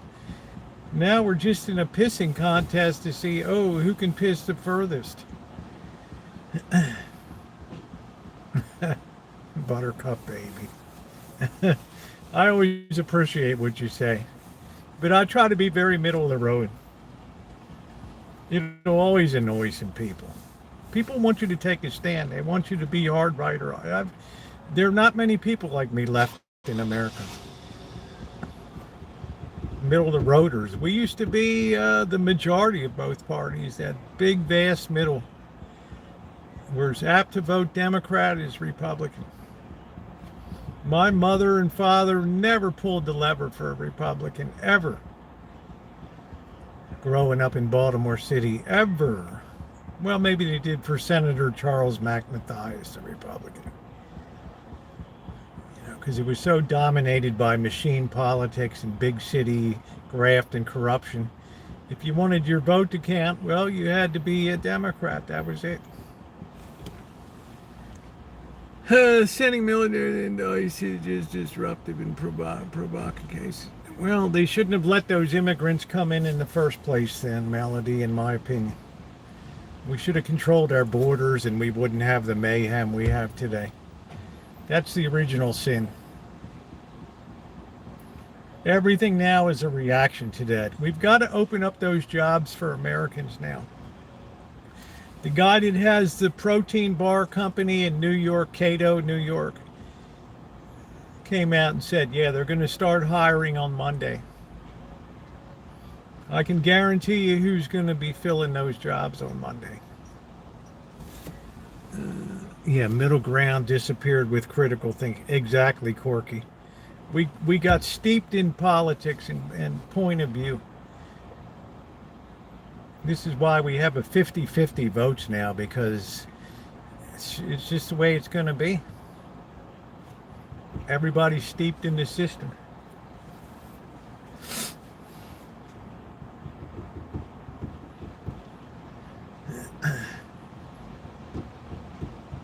Yeah, they've left a mess behind.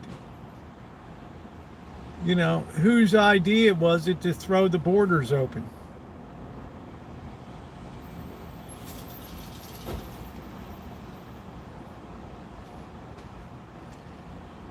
Every action has a reaction.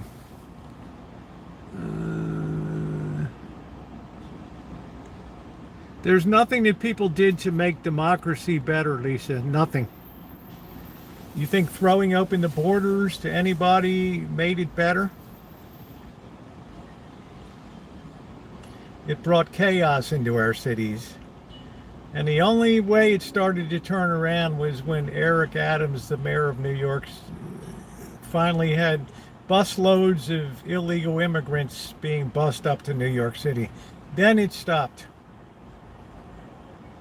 When they started to have to put them up in the expensive hotels and tourists didn't have places to stay anymore, then it became a problem. Oh, now all of a sudden it's a city emergency.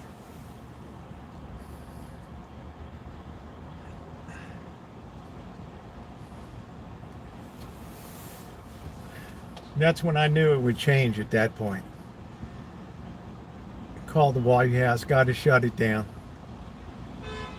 Yeah, they're finally landing here on our shore. Why have a nation of laws at all? Immigration means nothing. Being a United States citizen means nothing. It's valueless now. The fringe, what part of the crab body do you eat? You take out the center, guts and everything, the eyes, the mouth. You take away the dead man, which is called the lungs.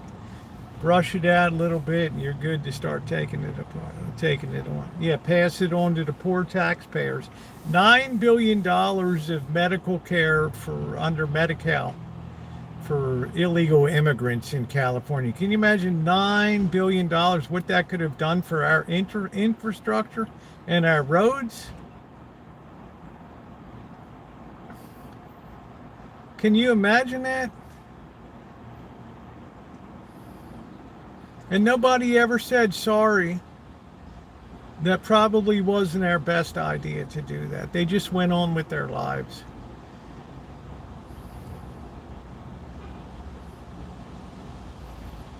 And hurt the families that came up to work. Hurt the budgets. I mean, good Lord, the word got down there and they just stormed across the border like an invasion.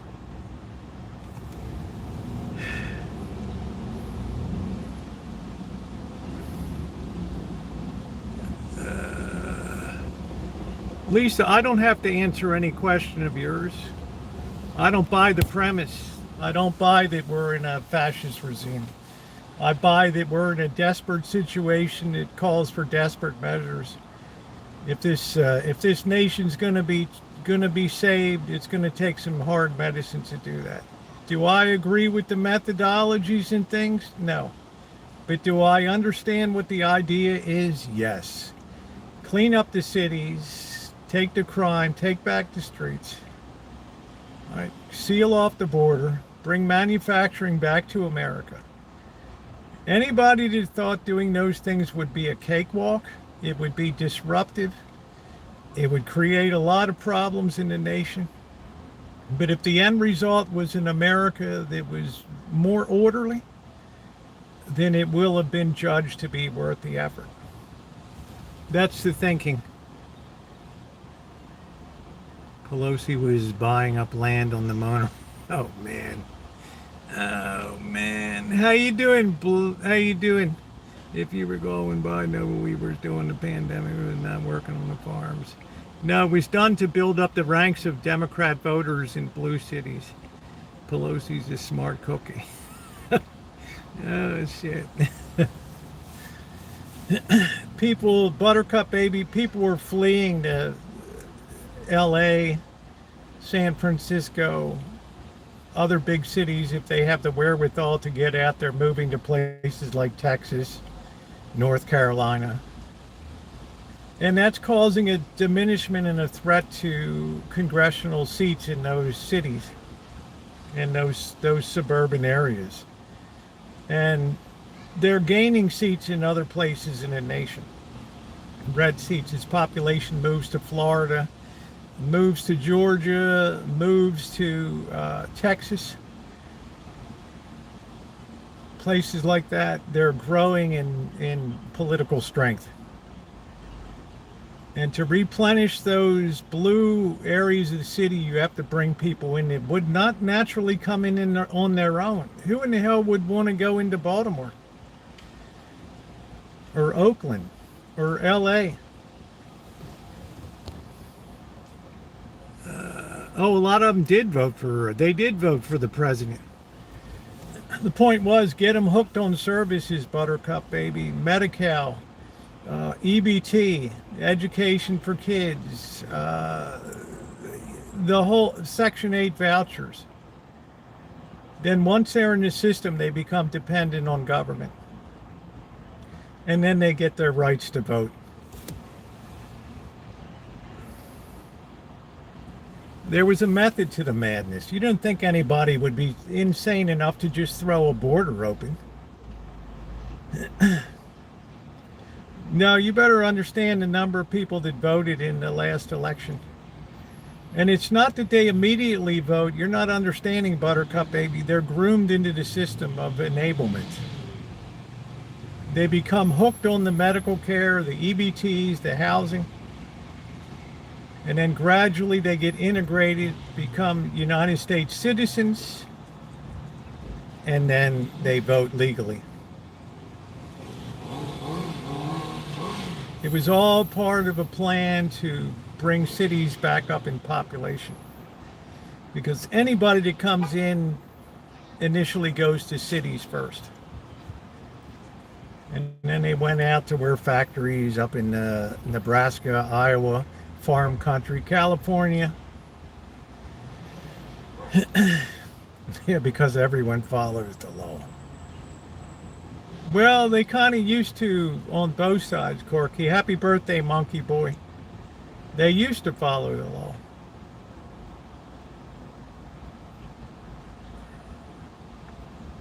Now we have people on both sides that think law is optional.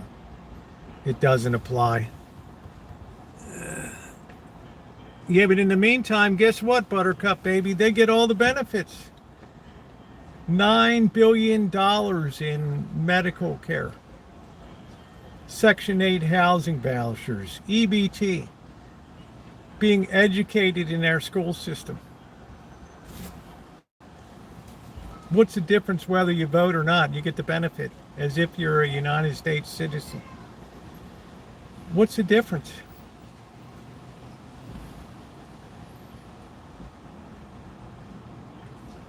Happy birthday, monkey boy. We have to call reality for what it is. Left and right. Yeah, happy birthday, monkey boy. Probably not your happiest with your dog passing away. Freedom's just another one left to lose. Do do do do do do do do do. It used to be you had to be an American green card holder to get those benefits. They didn't pay anything into our tax system. They used false social security numbers. Under the table payment. You think these people in the construction sites that work around here are not paid under the table?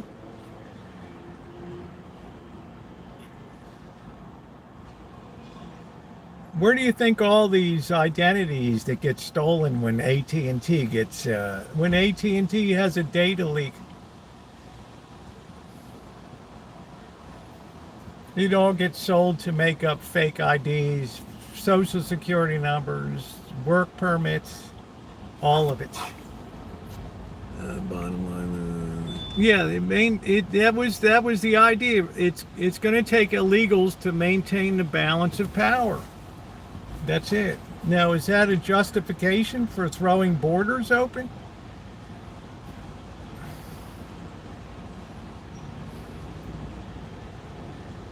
Yeah, once we had the open door policy, yeah, we had Chinese streaming in. We had 325 Koreans illegally here. Who cared? It's just another day in America.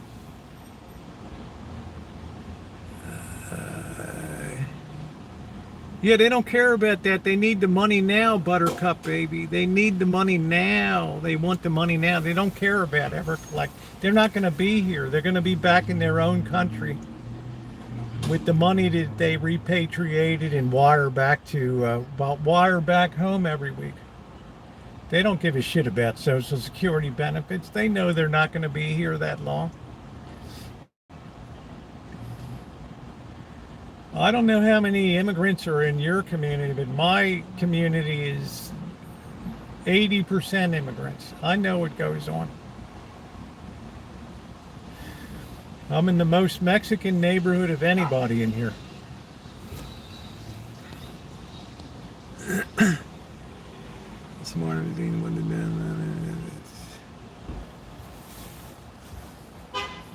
Well, it's politics first. Party first. I've had a few people come out and say, yeah, that's a good idea to increase the party. At least they acknowledge it, you know.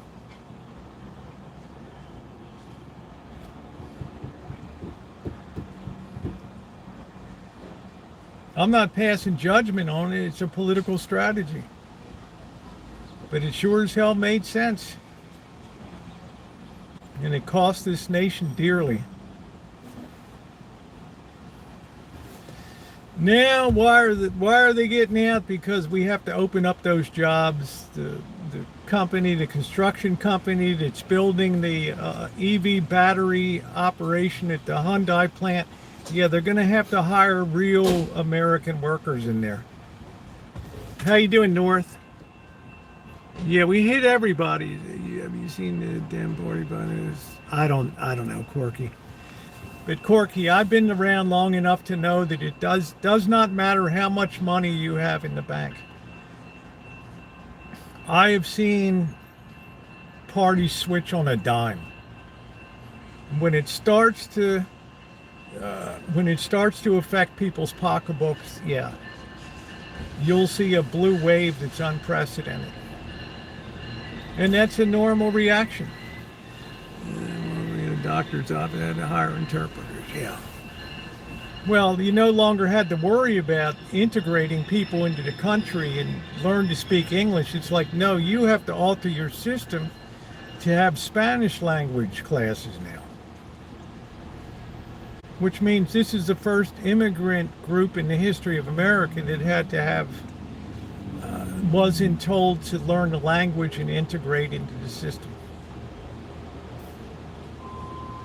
Hey, it's not mine. It's a decision that people made. It only takes a few stakeholders. I've been around too long to see what goes on. I know politics trumps all. And I know that what I suspect coming in 2020, 2026, there's going to be an unprecedented blue wave coming in. And people will get their wish come true. But they'll have to live with the results of that. As everybody lives with the results of what we have now. No different. Blue, red, green, yellow, purple. Tight, tight, tight. Doesn't matter what color it is.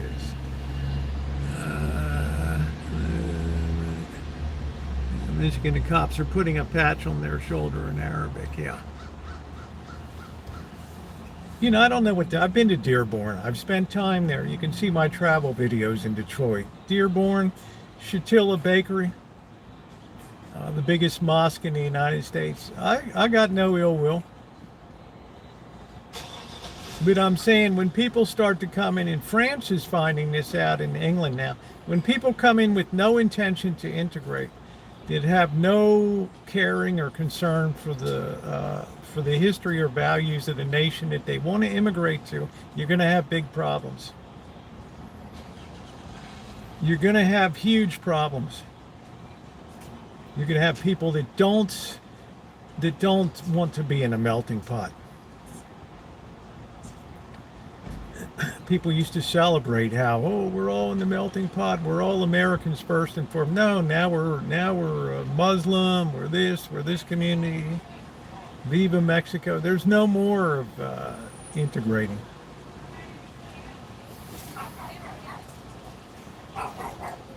Got to try, I don't know, a restaurant. I'll tell you, Chuck Roche, you go to the Chatilla Bakery up there. It'll knock your socks off. Greatest bakery I ever saw in my life. Muslim-run organization. Beautiful. Unbelievable what they do with pistachios and treats. I like the culture.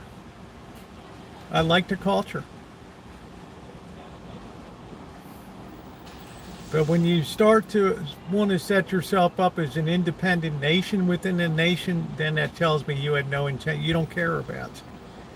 You don't care about it. Yeah, it wasn't rough finger. They were really beautifully run. Not sure what I'm jumping into. How you doing, Propicio? You're jumping into just a middle of the road discussion here tonight.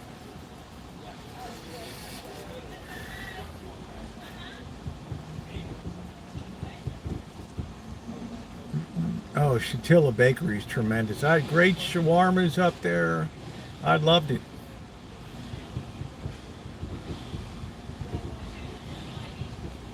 But when you start bringing people in and you don't really care whether they understand what America is about or England's about, what France is about, Italy, what Western civilization's about, you're going to have a huge problem.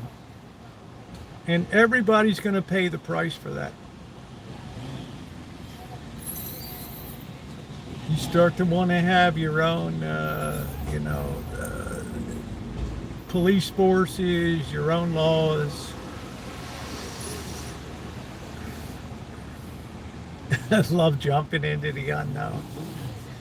I always try to take the middle of the road here. I try to see the political angle on things. I see the political angle on gerrymandering, but gerrymandering's as old as democracies.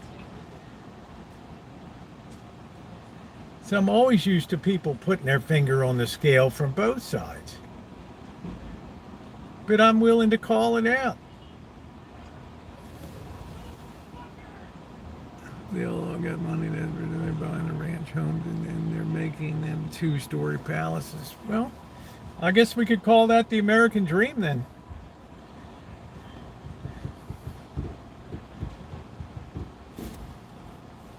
But we lost the idea of what it is to come to America and be American. It's valueless now.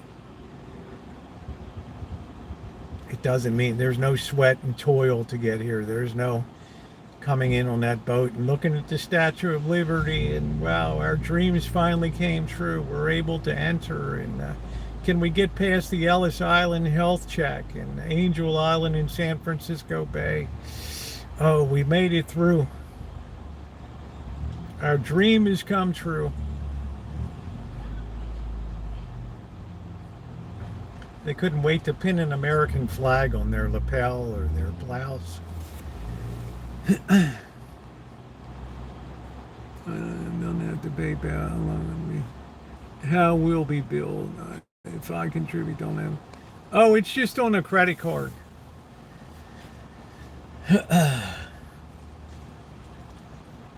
Or you can do the Cash App or any of them. I always appreciate the support. I don't harangue people for it with memberships and all that crapola. Support's always a person. I look forward to your rants, even if, well, not ranting, I'm just talking. I'm trying to get people to see both sides of the issue. But people are so steeped in the politics of it that they can't see, the bigger picture of what's happening to our country. Because now we're split so 50-50. And both sides are guilty.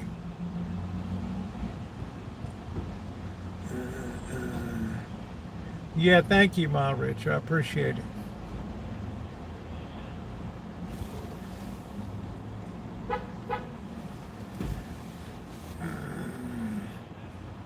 Yeah, thank you. But we live in an era where people just want to get their ears tickled with what they want to hear. There is no counter argument, which is okay. It's your right. I got a lot of great friends that are red, blue, pink, purple, yellow, orange, green. Hey, Judy. Because freedom's just another word for nothing left to lose.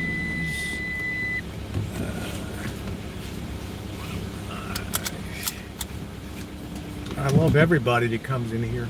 From the bottom of my heart. I don't care what your politics are.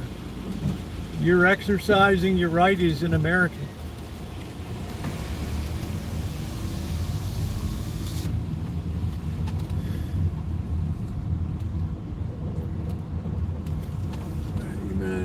I try to manage the middle well. It's people get hot under the collar. They want you to be on their side. And let me tell you, this is why there's very few people in the middle anymore. Because we live in a time where people are very coercive. It's the my way or the highway deal. I can see no good in that side. I only see bad. I can see no good in the other side. I only see bad. Meanwhile, the nation just goes down the shitter.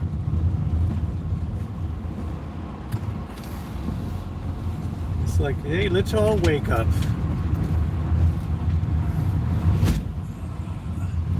Let's all wake up.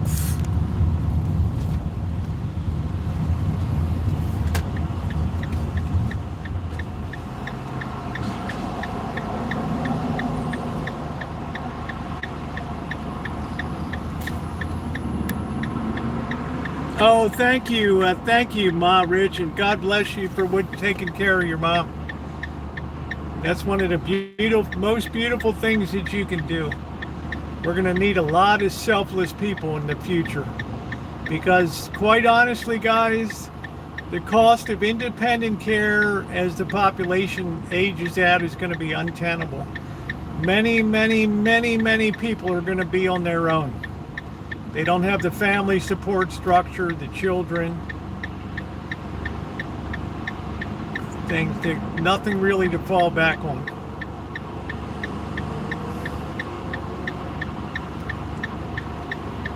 Yeah, it's gonna. I don't see the Ravens winning in Buffalo. It's too hard a place to win.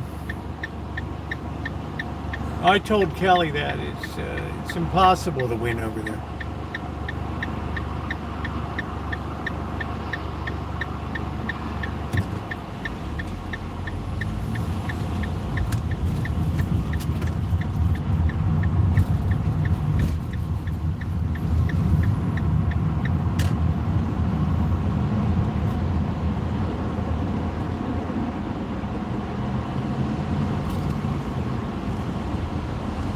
Yeah, I think it's wonderful when people have those.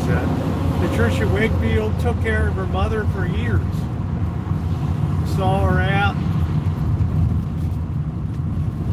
with dignity.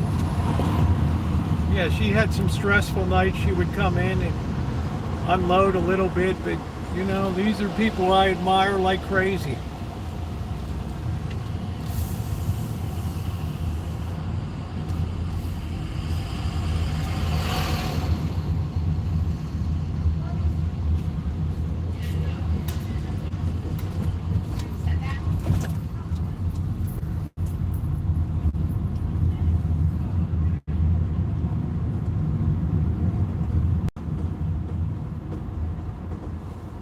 Yeah, well, it's a great thing.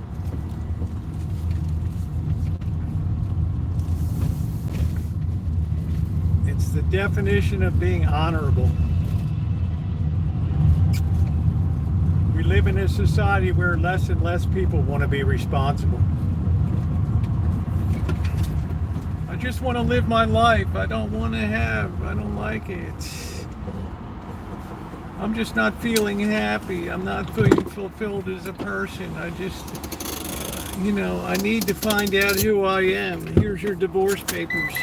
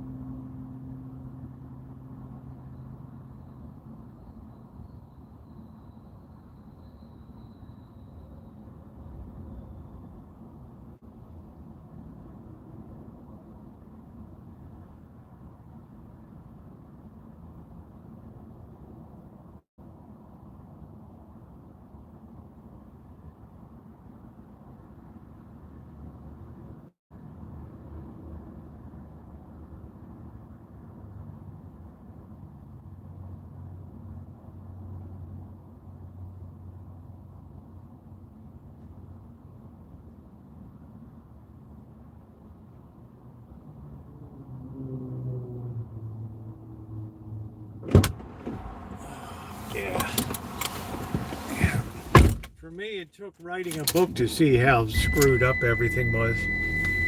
Anyway, let's go have some fun. Let's look around downtown.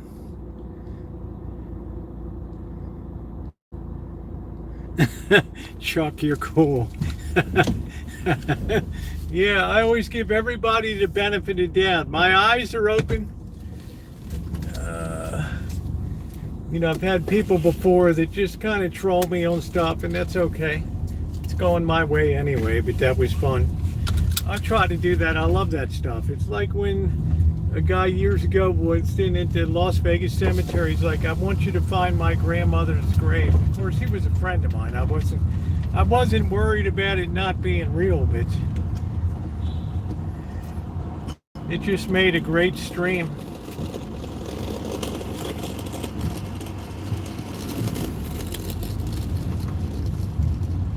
I love that stuff. Yeah, I would have liked to add a couple beers or something, but man, the hug and kiss was riding my rail.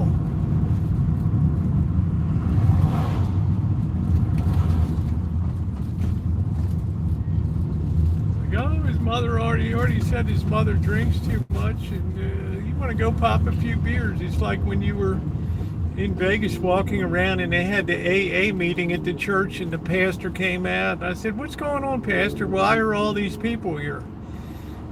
These people are all celebrating 5 years of sobriety, or 1 year, 5 years. It's a party tonight. I said, wow, maybe we should get a six-pack. Remember that? Anybody on that? Boy, did they rip me a new one, man. Half the people laughed. They knew I was just, even the pastor laughed. He's like, well, I said, well, we ought to toast that, right? Yeah, I've done some kooky shit. And we got more good stuff coming ahead. We still have to live our lives and try to support people, help people, but still have a good time. Still have some laughs and stuff.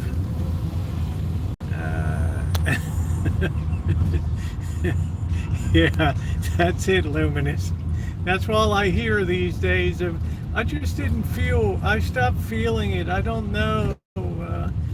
You know, he's a great person, a great provider, but he works hard. I don't see him. And I just had to find out who I am, and I just wasn't finding it. And yeah, and then a year later, they're on there crying.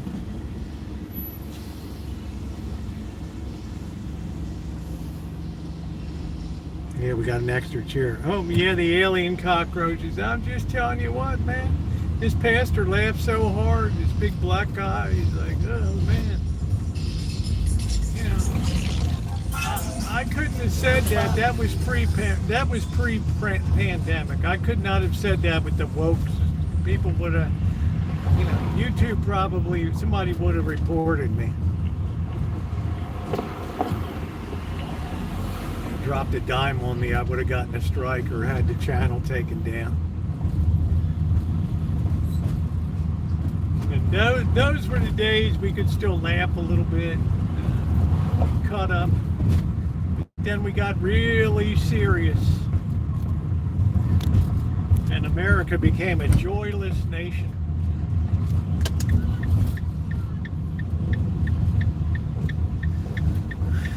We're going to have plenty more good laughs and good times. That's what it's all about.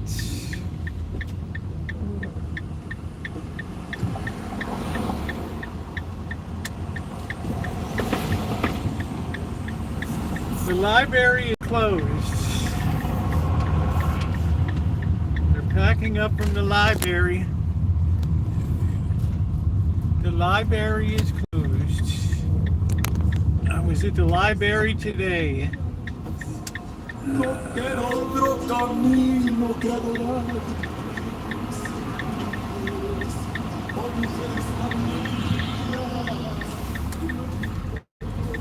My baby takes the morning train.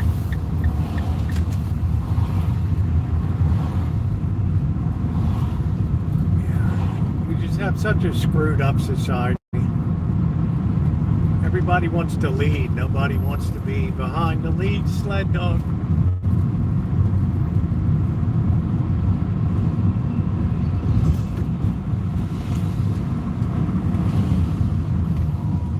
I want it my way.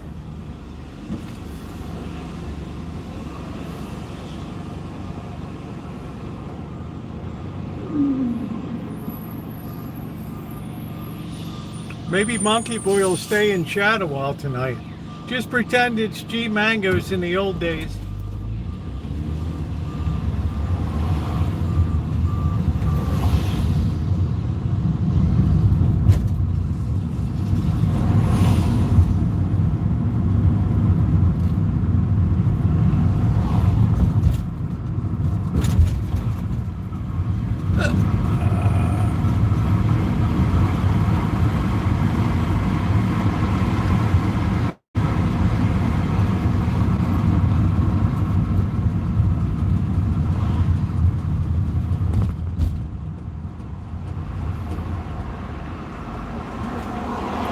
Crab Imperial time.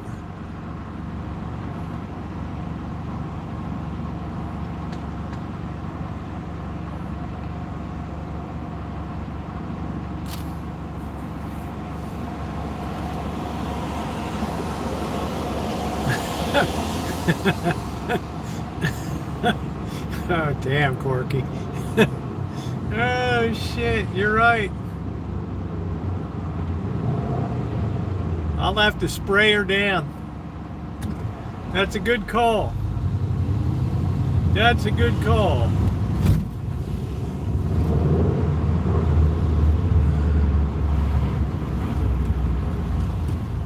That's funny right there.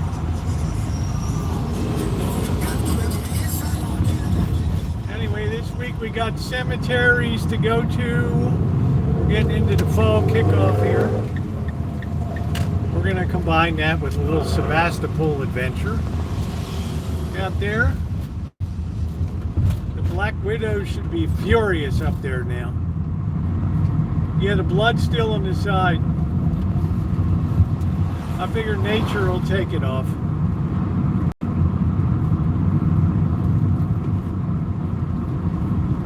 I'm sure Amanda Hug and Kiss will pop in later once she gets those legs out of the air.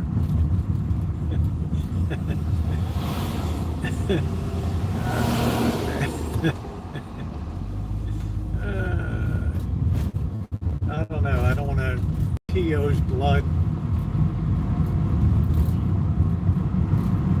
I guess he cut himself with the hedge trimmer or something. Ripped his sack off. I don't know.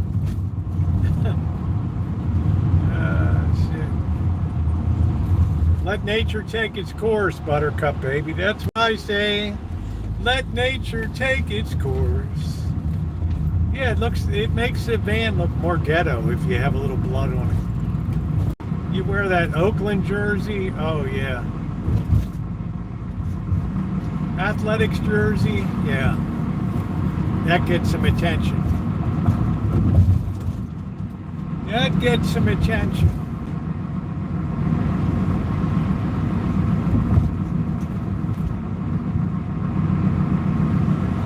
My baby takes the morning train. He works from 9 to 5.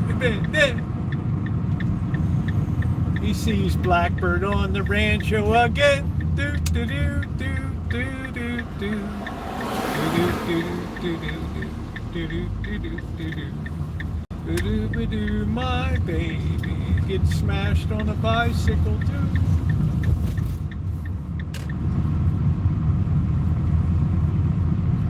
Everybody should be loved.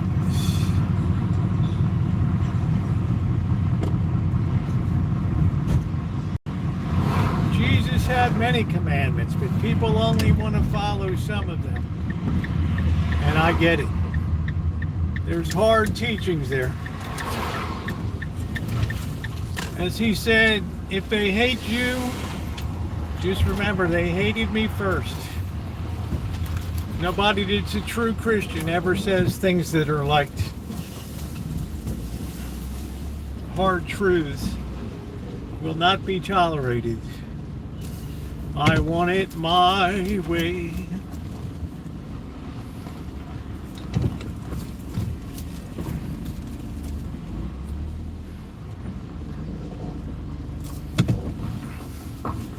Matthew 7:13-14.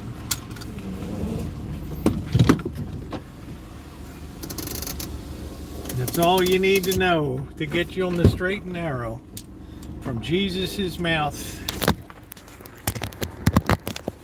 Tells you all you need to know. It's what we call the wake-up call.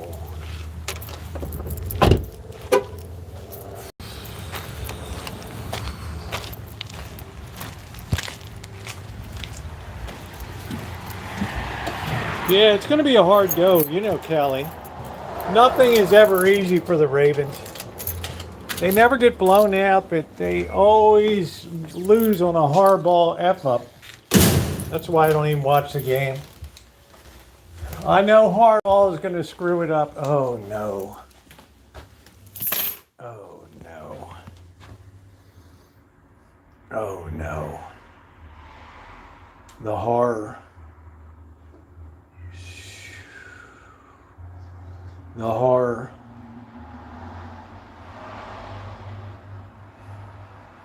The horror. Dun dun dun dun dun dun dun dun dun dun dun. Oh, this is my worst nightmare. Hey, happy birthday, Amanda. Hug and kiss. Look at this one. Always tries to rush the gate. Rushing the door. Look at this one. Out, you pixies. Out. Oh, you just swatted it. Oh, man. Out, you pixies. I think I fixed that one cage today. Yeah, let's try here. I think I fixed the one that was defective here. Let's see. Gotta get that thing off.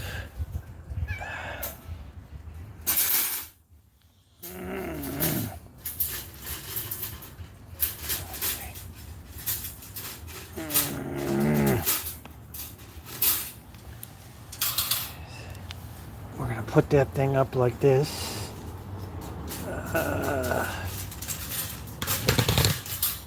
Hang on.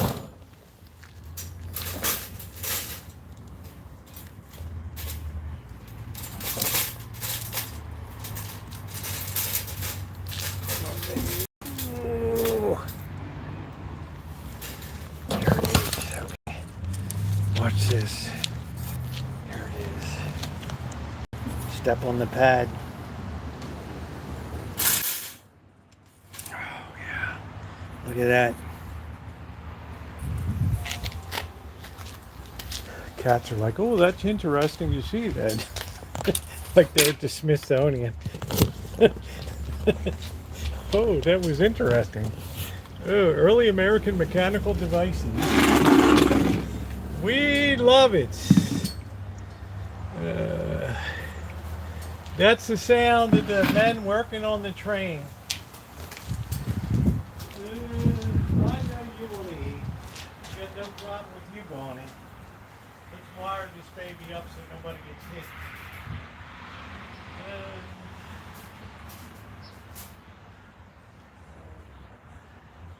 I know, look at Throckmorton P. Gildersleeve here is absolutely, he's like Shadow's like a young Thomas Edison. He's fascinated.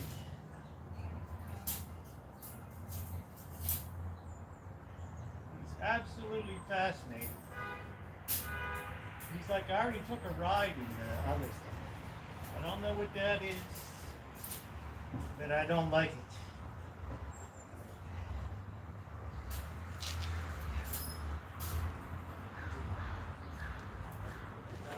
Let's get the food in. That was a very interesting tour of the Smithsonian. Antique catching traps.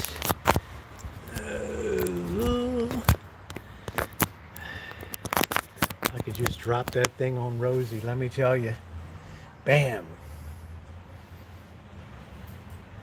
Oh, I can't wait till the day when that thing comes down, man. Oh, man. What a joyous day. Our day will come, and we'll have every cat.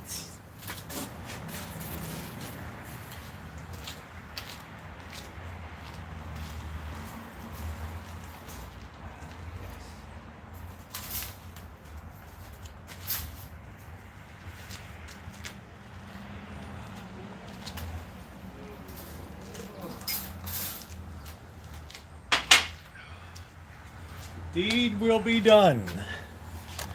Oh, Rosie, you are so fine.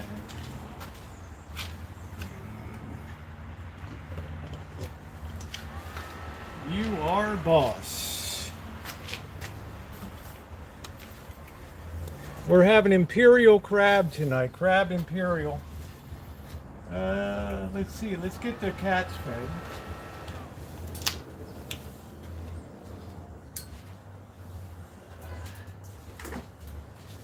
Let's change up to a little bit of meat pate tonight.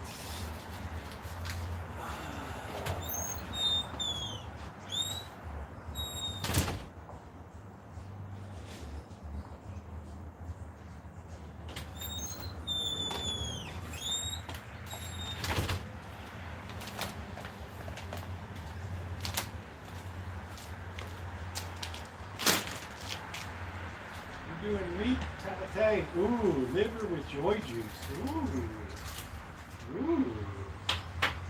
Liver with joy juice. Give me an extra helping.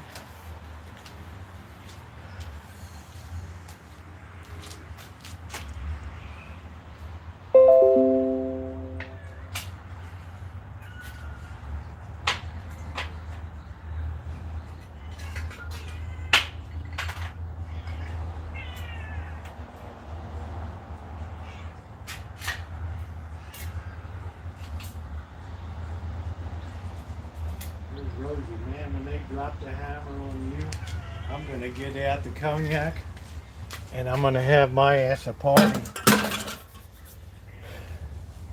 Snip, snip, baby. Snip, snip.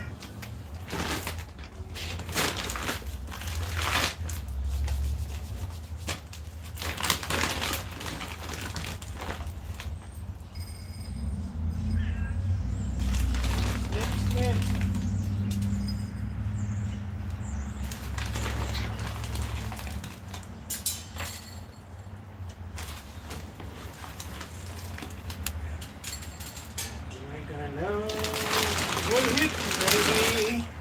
You ain't gonna know what hit you.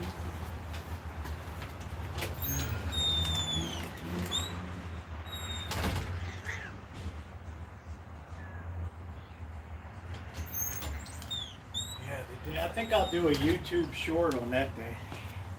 I know, you look at you right by the cave. You don't even care. But you're not going to be first in the feeding.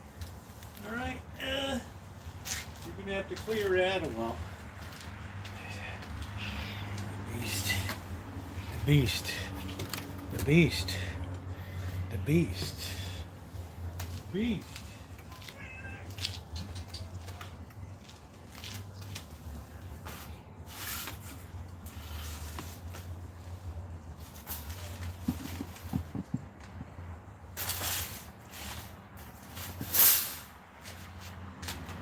They don't even care about the rattling anymore. They just know it is chow time. That's it.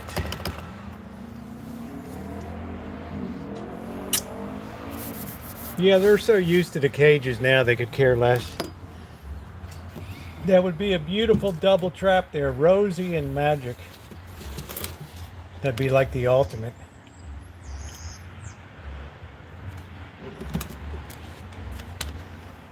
Oh, that would be so fine.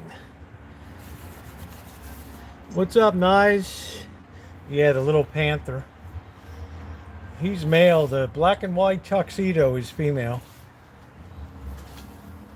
How do I know? Because I looked at the paperwork.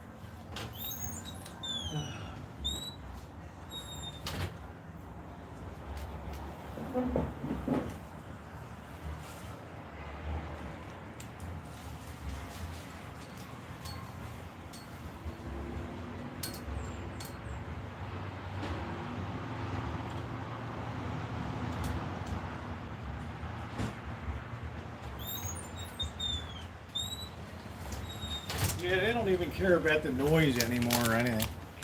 Cage noise doesn't bother them. They're like, we're all good, Hoss. Don't worry about it. Yeah, I'm gonna do a YouTube short. Guess who's in the cage? Woo!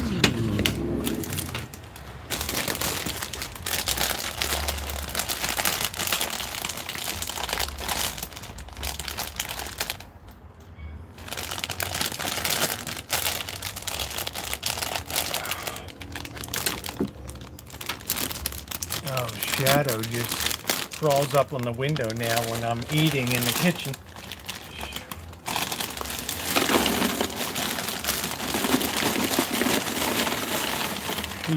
He's glued to me now.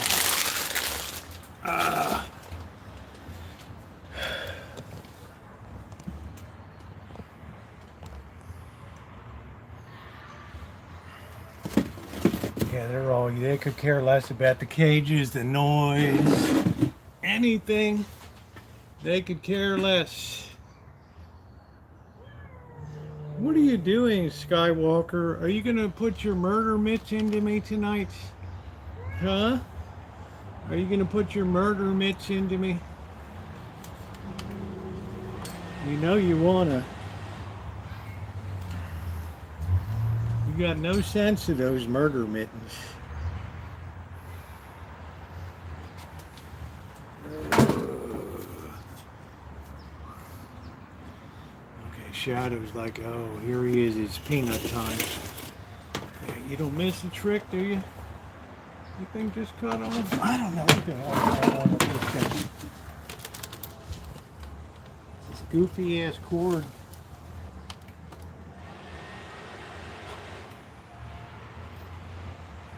You gotta stop stepping on my keyboard.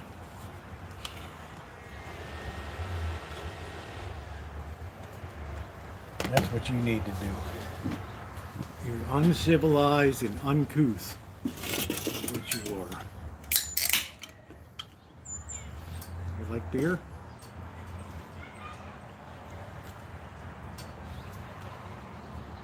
Now look at Tiger's ears. It's like his ear is clipped. I don't know whether he was fixed before or got in a fight. I'm not sure. You can't really pick him up. But he is good for eating like crazy.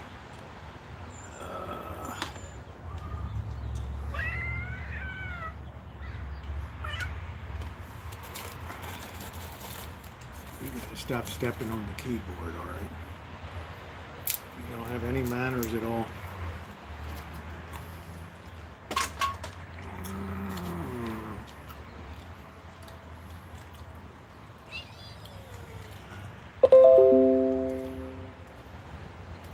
Don't bug me. Now you're in the peanuts. You can't just start licking peanuts, okay? Damn. Wow, you just are going out of your mind. Alright. This one. Little Brutus here. Turn that around.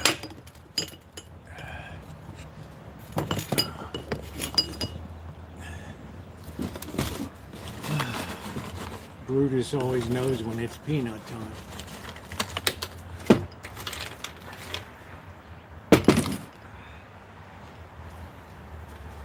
Always know. You can't eat those nuts. You just don't even know what's going on. You have an IQ lower than mine. All right, deal with it. I did. Here. There.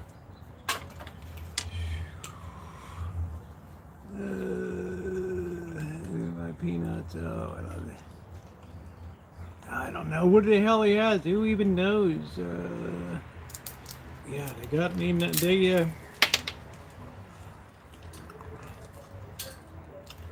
It's like people that. How do you know? How do you not know what sex is? I don't know. Looks like Magic's got a big sack and Skywalker had a big sack. I don't know. M&M's, plain and with nuts and without.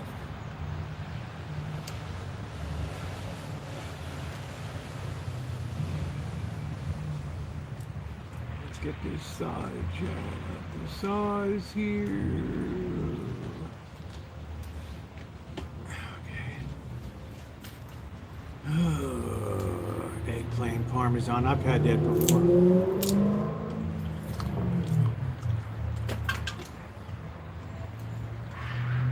Yeah, it's some, I don't know what it is, which office does this work. How do I know crabs? Because I was raised on Chesapeake Bay.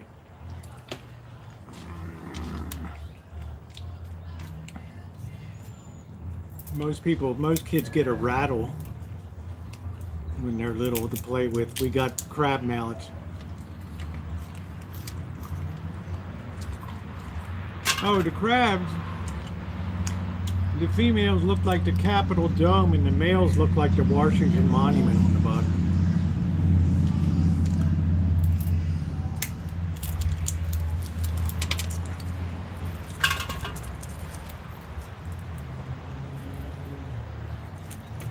That's how you tell the difference.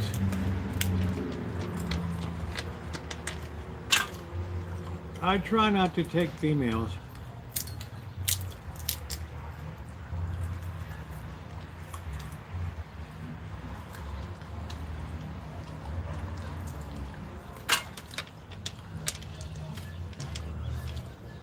You're a messy eater.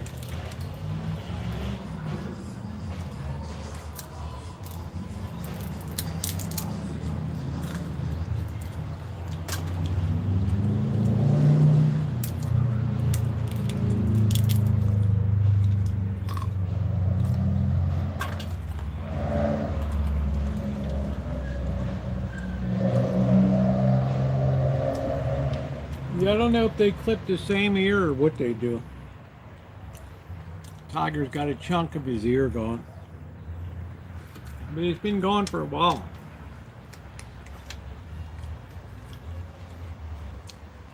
It's been gone for a while.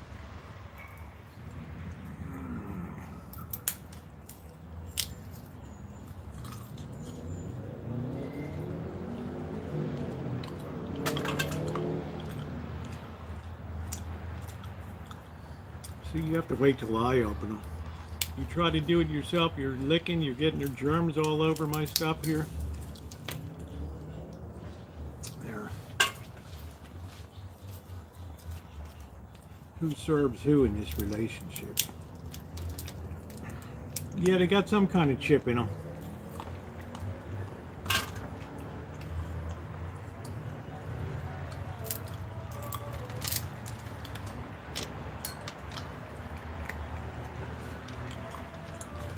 Some kind of chip.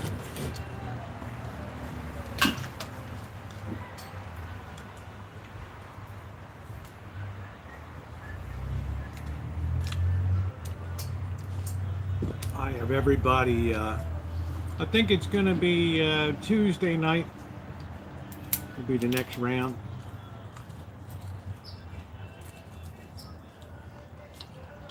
See, a tiger will be done.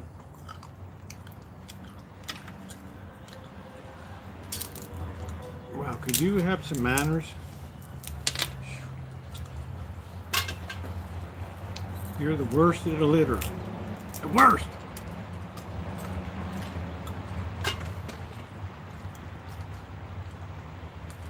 You're the worst of the worst.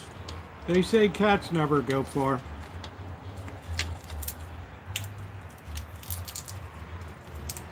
Tiger will be in the big trap of life.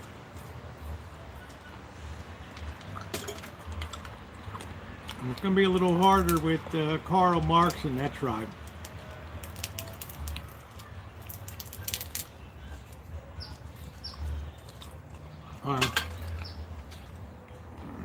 I'm public enemy number one.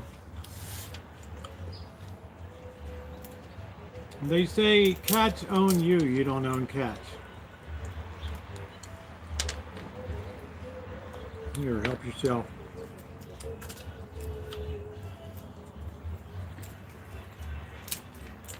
Yeah, this cat, these big black cats, they're always the most tame. Yeah, oh, and baby socks. Ooh, ooh. I think I don't know, I'm gonna do a special live stream celebration with baby socks. Wow, that's like the kingpin.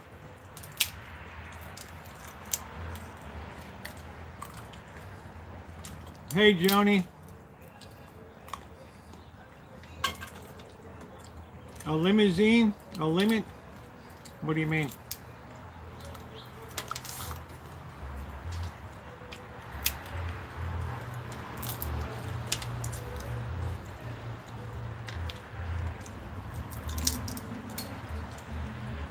All right, that's enough peanuts for you.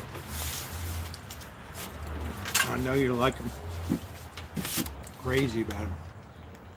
Yeah, this is about it. This is about it for the cats.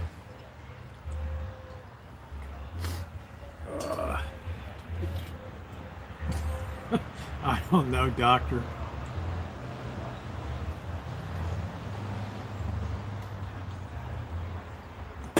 It's something that I don't agree with at all. But who am I?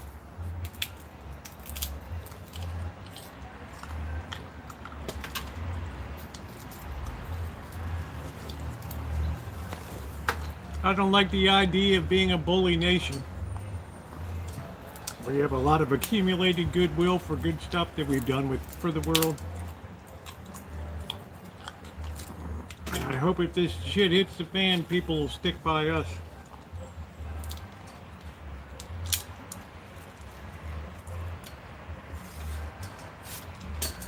Hold on a minute. Keep your drawers on. You can't eat a shell.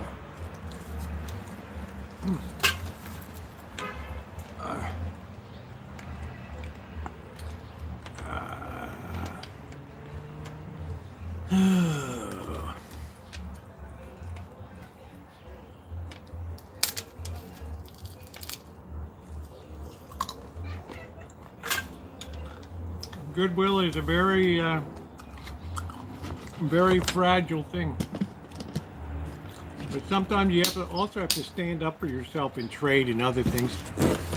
And we've been the dumping ground of Europe and these other countries.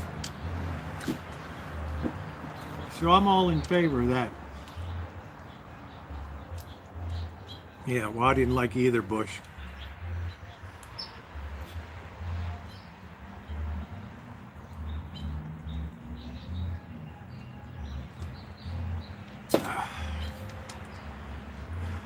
Okay, now it's time for Simba to go in.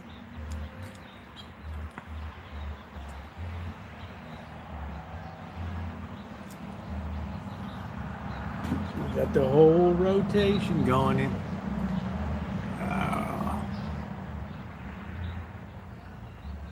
Did we have enough? This cat just hangs like a limp rag. Purring away. I remember, you're like a little baby, aren't you? Huh? You're like a little baby. Yeah, you're at the window when I'm trying to eat, meowing like crazy.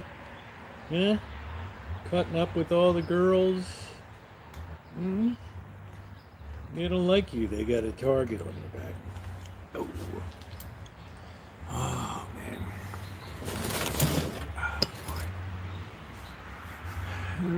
Yeah, this cat's stuck to me all day long.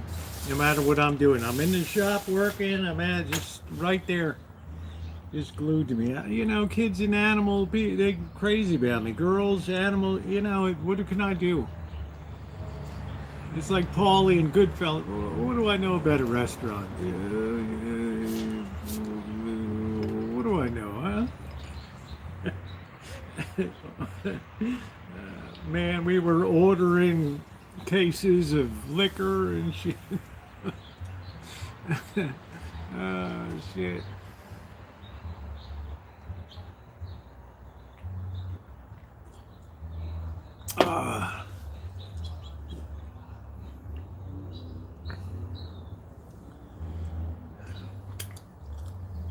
Yeah, you get some people got it. Right? Some people just got it. Now I have to turn my back on you. That's it. The truth.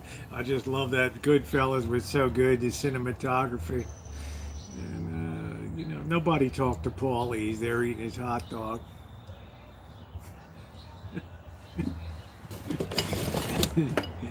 Everything got kicked up to Paulie, right? Who can't love that? That was such a great movie. Oh, what's going on, Prophet? How you doing?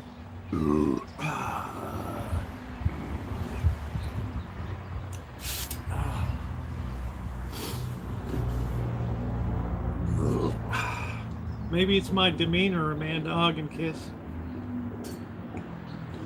Maybe it's my lifestyle.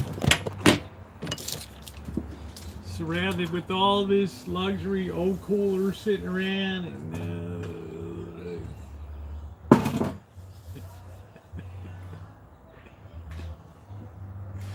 I'm doing my third 3-day shift this week. I work every. Oh, nice. Okay.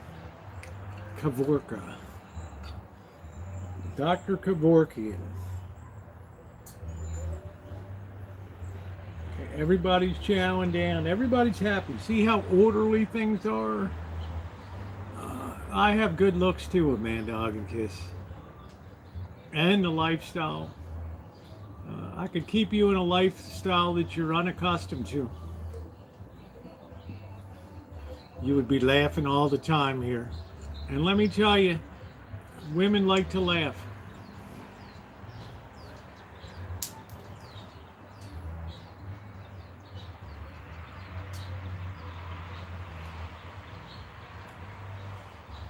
No, I'm not.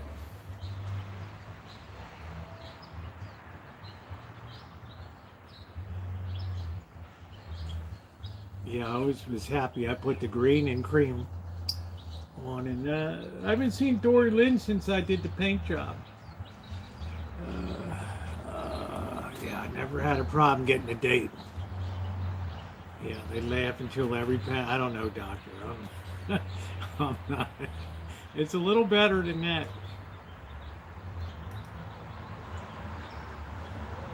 There we go. There's Angus Kisses, even on her birthday.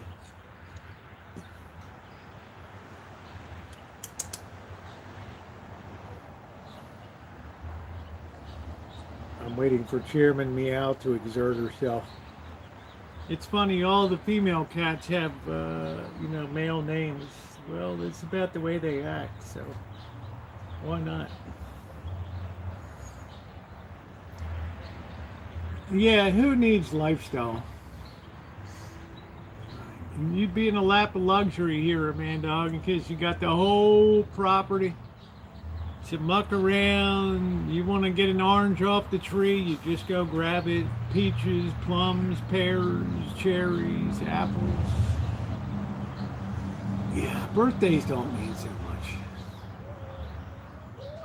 Ooh. All right, here we go. See, we got a little cat trying to nudge in. It ain't gonna work that way. Yeah, thank you, Amanda. Hug and kiss, and a happy birthday to you too.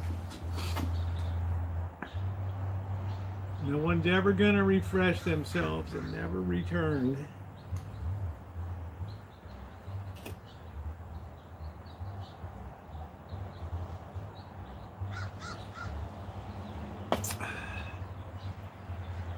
Yeah, I like the green and the cream. I like the two-tone on that. The green just blends in, not so much fall and winter, but in spring, and it's just beautiful. Everything's green here, and it just blends into the environment.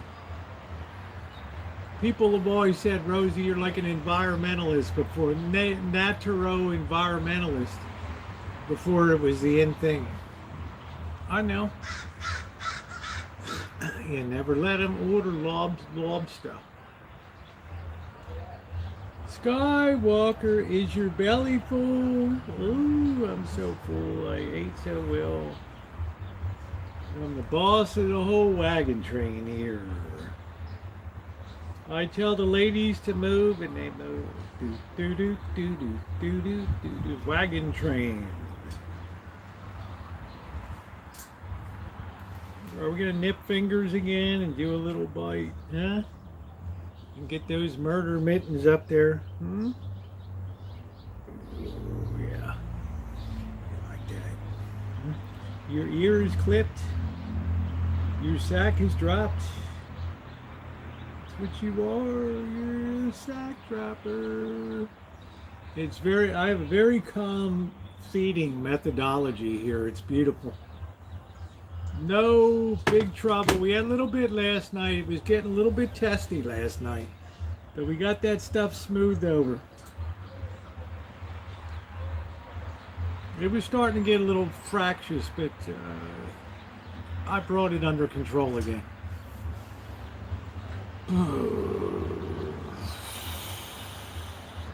Yeah, take it to the house we're building. This is a 1956 constructed post-Korean War. They were splitting up a lot of the big ranches here into quarter-acre lots. Sorry, and I got a lot behind a lot. One can keep a conversation more than your interest, yes. Ever feel like you might be losing grip, like a key grip, like a grip in Las Vegas that this movie studios, like a vice grip? You got to be a little more definitive in that. WW. These guys might as well be wearing. This guy might as well be wearing a cowbell around his neck.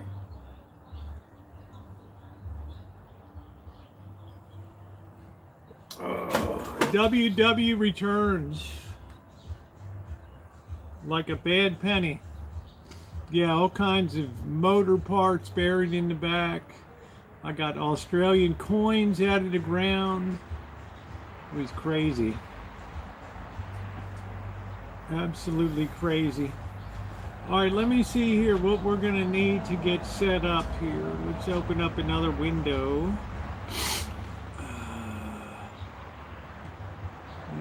Let's see what we got here. We sent that Gmail, the Phillips recipe for the crab Imperial.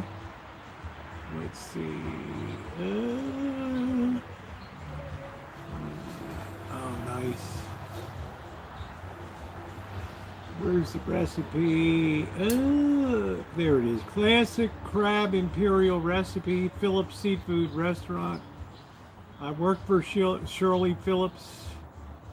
All right, what are we going to need to do this? We need some, we got the crab meat. I don't do parsley.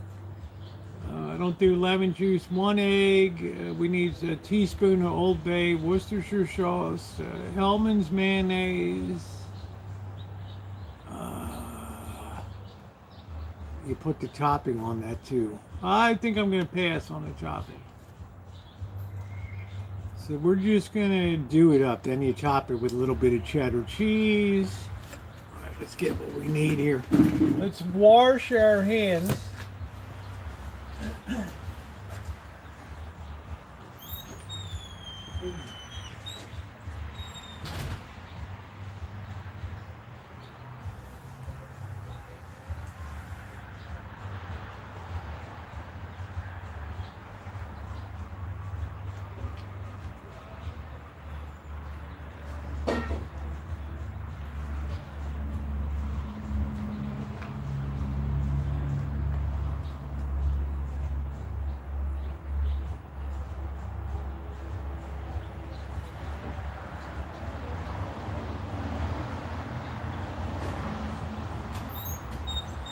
Yeah, Shirley Phillips was the first dominant woman I ever knew in my life. She just cucked her husband out, Steve Phillips. That was a hoot, man.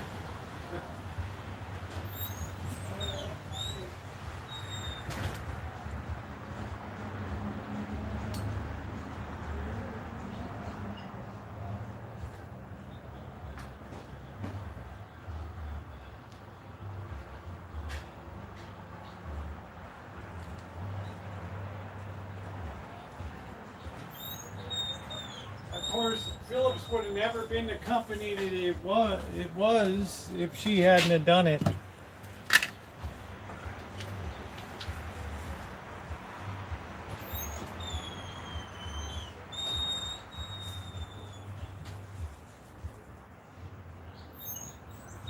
Ooh, he was just a dumbbell from the Eastern Shore. All right, what else we need? We need Worcestershire sauce. Let's see.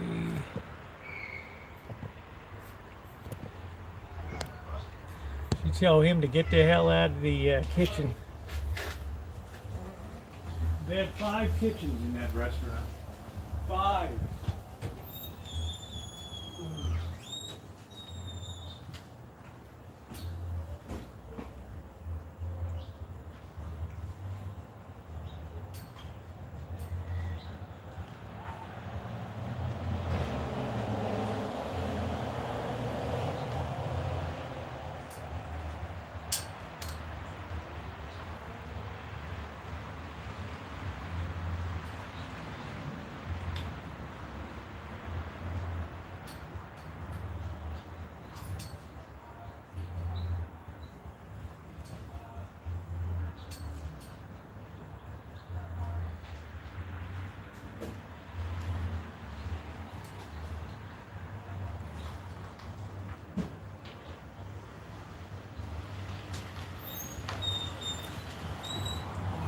My Lord, that woman was cheap. All right, we got mayonnaise, Old Bay. We got some Kraft cheese, June 10th, 2025. That's close enough. Lee and Perrins. What else do we need? A little bit of lemon juice. Tablespoon of melted butter. We don't need that. Don't claw me. Don't claw me.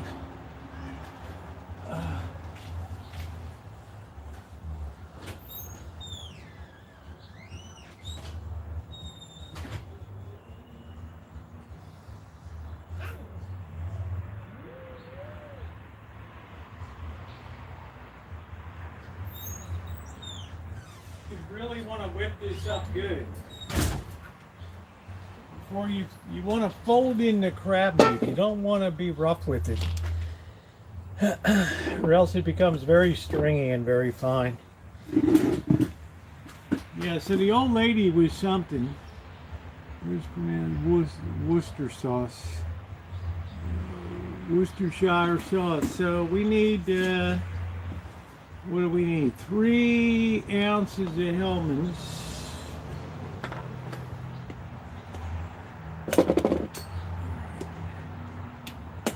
That looks like about 3 ounces there. I've never been one to be a slave to recipes.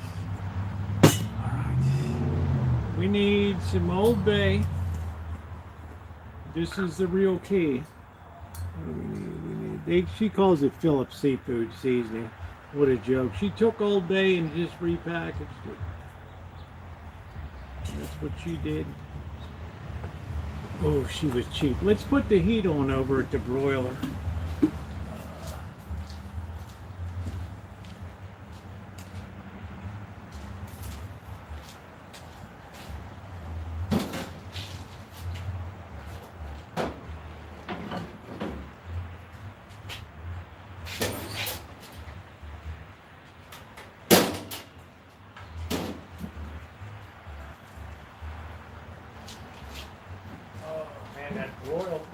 That barbecue grill is still going strong.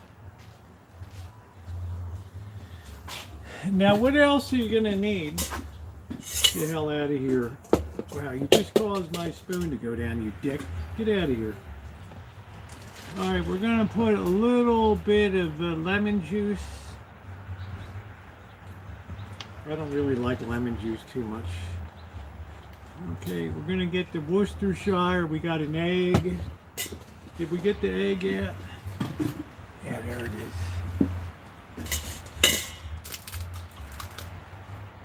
Yeah, just like so.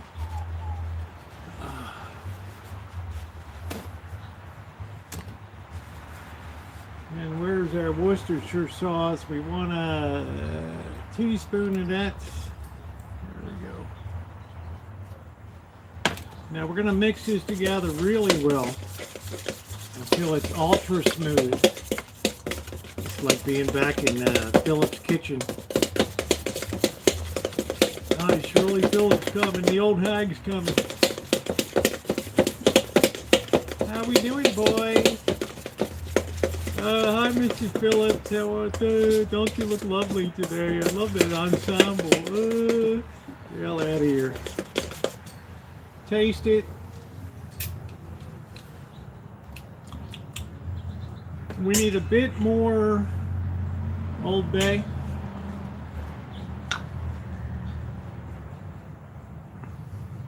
There we go. Gee, Mrs. Phillips, don't you look fetching today? Oh, I love you boys. You work so hard back here. Put those rolls back in the next basket. I hate to waste food. Oh.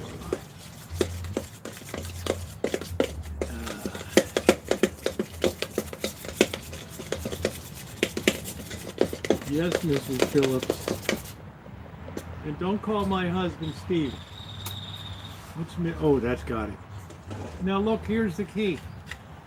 You got to take crab shells that you cleaned. You got to cut the inside of the shell, and this is how you serve it. Like that. And it makes a very elegant presentation. So I got 3 of these babies. We're making crab Imperial there. It's so me. How you doing tonight?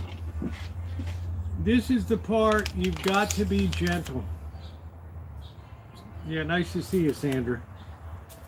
All this crab meat I picked today. Shirley Phillips will be standing over you when you're training for the kitchen. And she'll say, I've got my eye on you to see how you treat that meat. It took a lot of time and effort to pick those crabs, and I don't want to see you mess it up. You understand, boy? Yes, ma'am. Like you're a slave.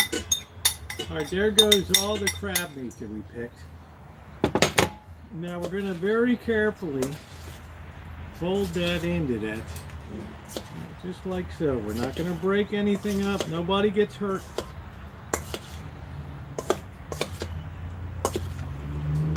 That's beautiful looking.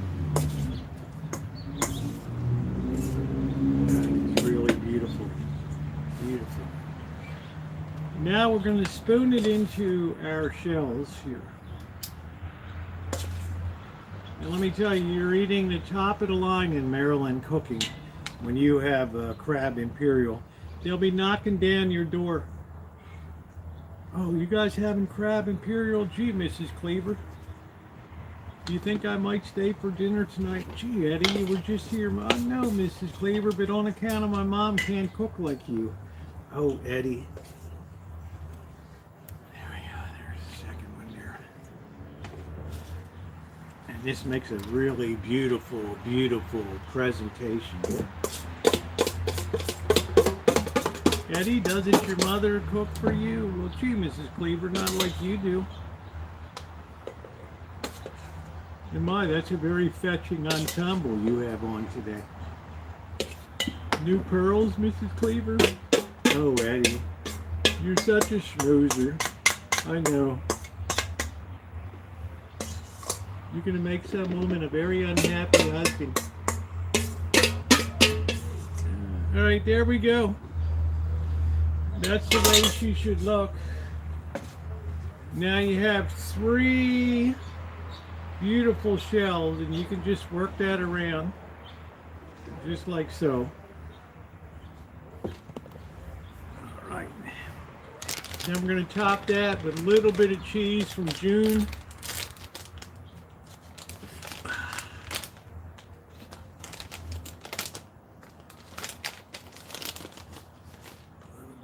Right on top, just like that. Oh, wow. You can also hit that with a little bit of paprika too.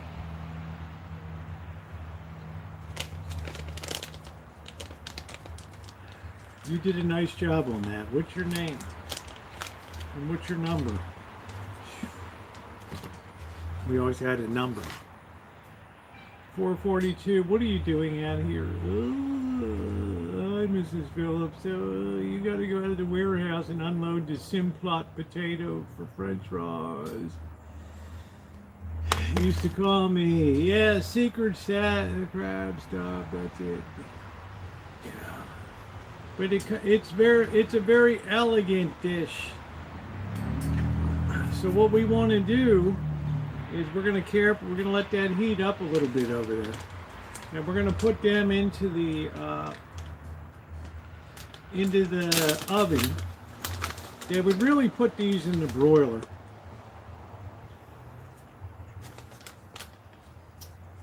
Mrs. Phillips,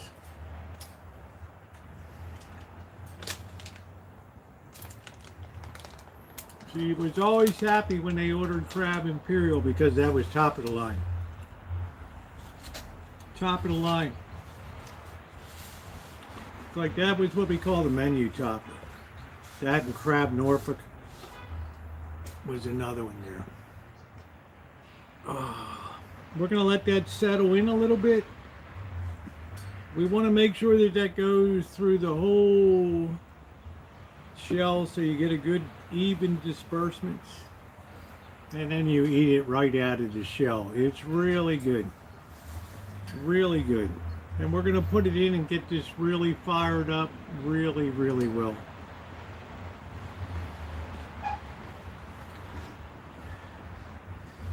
Let me do a quick YouTube short here. Right, here we go.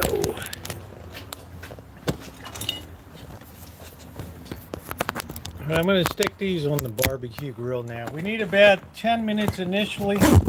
We don't want to rush this along. I'm going to carry 2 over at a time.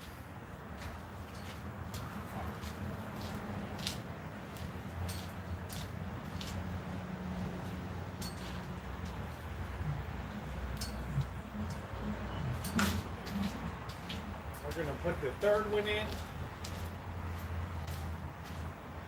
And these are going to finish really nicely in the shell.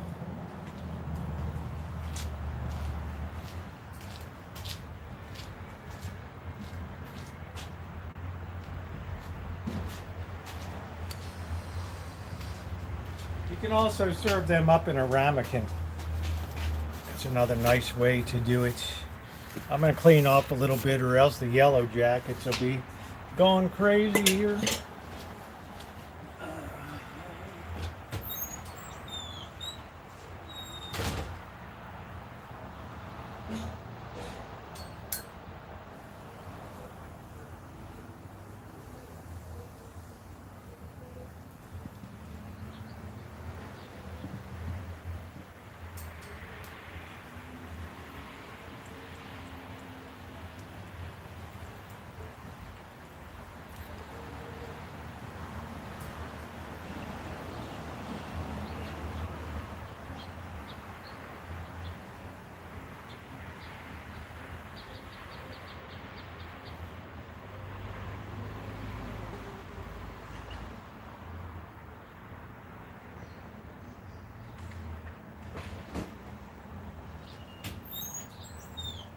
That's with their own crab meat. So we'll give that about 15 minutes initially. And that should be real good.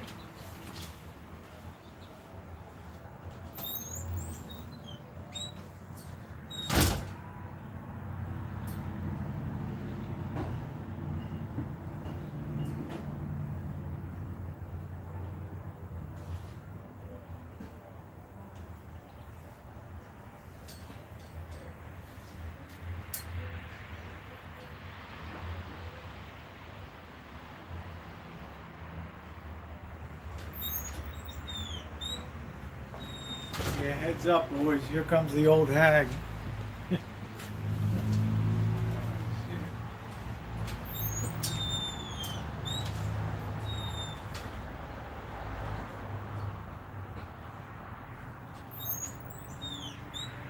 that was something, over 2,200 meals a day. I mean, there wasn't a lot of restaurants in Ocean City, so... Okay, who's got the timer on? If you got soda, yeah. Onion, garlic. What is the addiction? What are we addicted to? What did this broad say?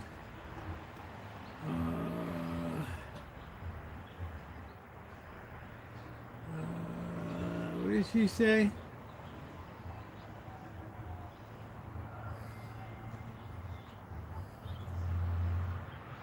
Rosie ants. I used to eat the matty. I know I've wondered that many times. The hell did you wonder? Mrs. Phillips. See, she's long gone, man. She's under. I eat a lot of crab. Yeah, I'm from Maryland, Naomi. You eat a lot of pizza, honey. You eat a lot of Mexican food.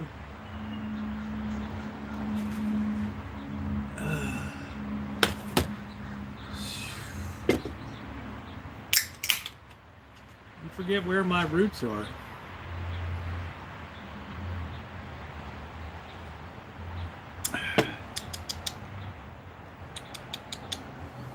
Oh, you crazy little mongrel.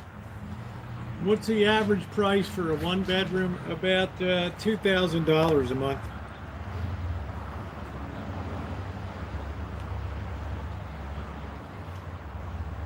You gonna behave yourself, or you gonna be a dick? Huh? You're always a dick. Now your ear is clipped. You look like a little weirdo.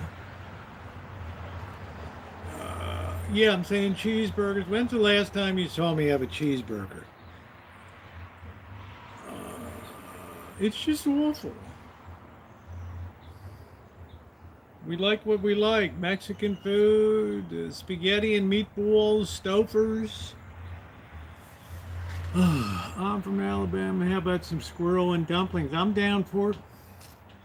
Hell yeah. Serve it up. Serve it out hot. I like that ear clipping. You look like a weird little cat. I can't enter you into the cat show now. Oh, we're sorry. The cat's here does not conform to the rules. Wow. Yeah, did you see the cat? Okay, we'll make an exception for the cat. It's a good looking cat. Poor Chairman Mal's trapped in the trap at the other end.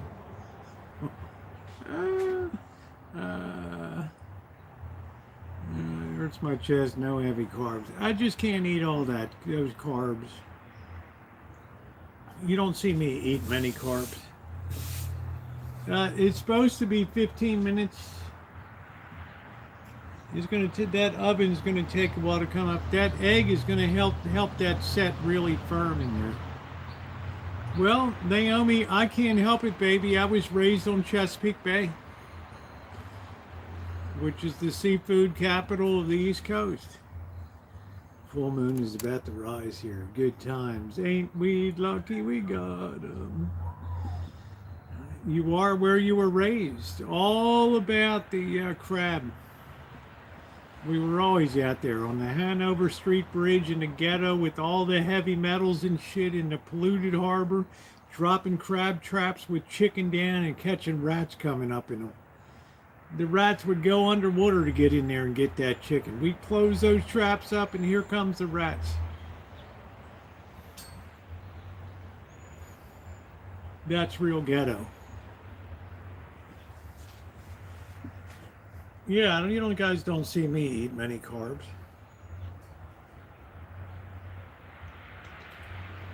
Hanover Street Bridge, what a shithole where all the heavy industry, heavy metals, Allied Chemical, all these places like Axis Chemical and Batman. Imagine all that green joy juice going into the water. I think Bird's working up north.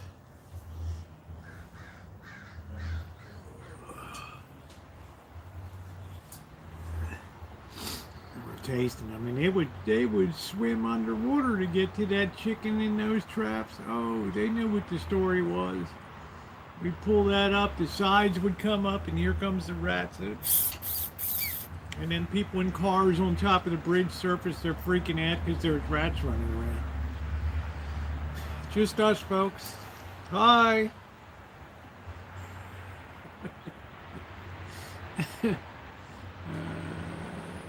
Yeah, water in a pond, they love it. Yeah. All the heavy chromium and all the shit from Allied Chemical that went into the bottom. Can you imagine? It's no wonder my sack glows in the dark. I smell something. Man, you always know when the crab Imperial is on. How you doing, Sandra?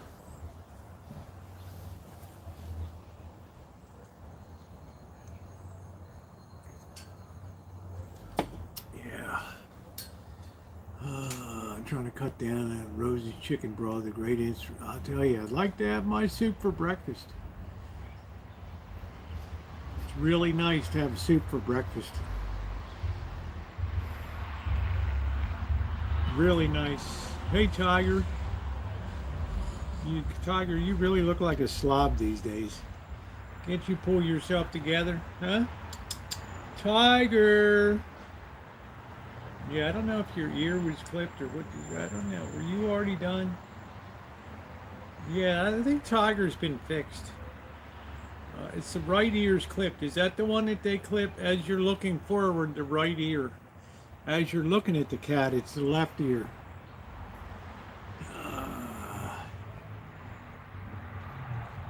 I ate dioxins, Dr. Frankenstein. I ate cadmium, magnesium, Glidden Paint Factory, Bethlehem Steel spewing sludge, Western Electric spewing nitric acid and shit. It was. You ever see the original Batman movie? At the Axis Chemical Company? Yeah, that's what it was. I mean, it's all Procter & Gamble, all heavy. Mercury, World War II shipbuilding, all that shit was in there. Mercury, we used to play with Mercury. Do do do do do do do do do dun dun dun dun dun do do do do do. Magic. Okay, the cafeteria's open. It looks like everybody ate. Ate like slots. Yes, you did. My kryptonite is crab.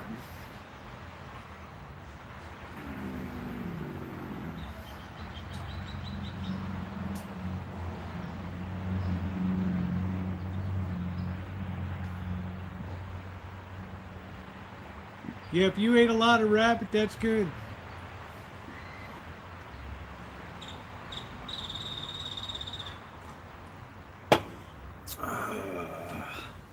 Alright, let's see what this looks like.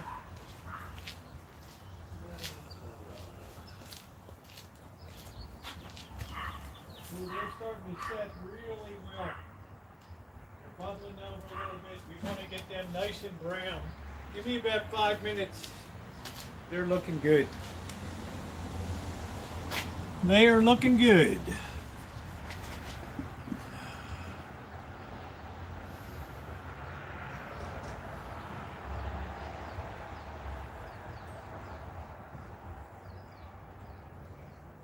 Did you get food in there? Or we got to put some more food in. What do we need here? Oh, there's food. There's a little bit.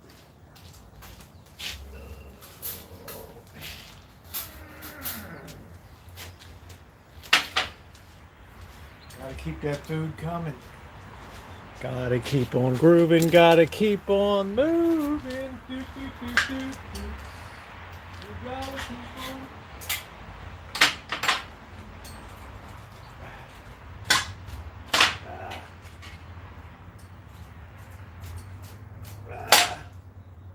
I hate this stuff.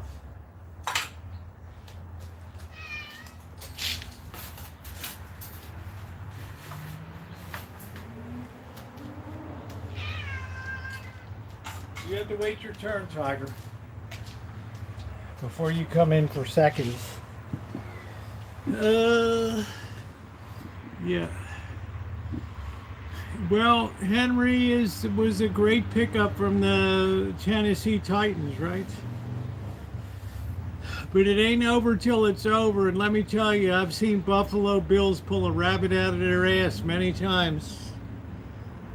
Don't be fooled.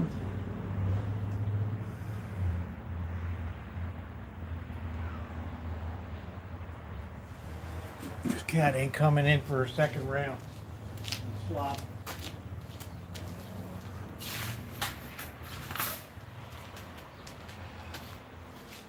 You're gonna have to curb yourself.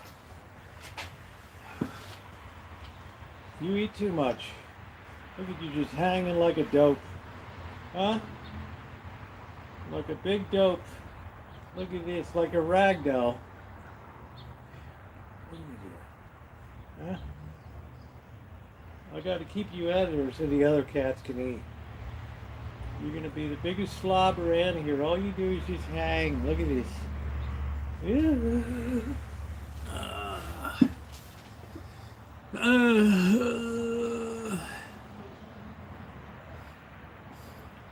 Three more minutes. Yeah, the cat just big black cats are like that. They're very docile. They're the easygoingest. They're like, it's cool if you want to play ragdoll, we'll do it. Sorry. Well, how is Lamar Jackson doing? How's Zay Flowers doing?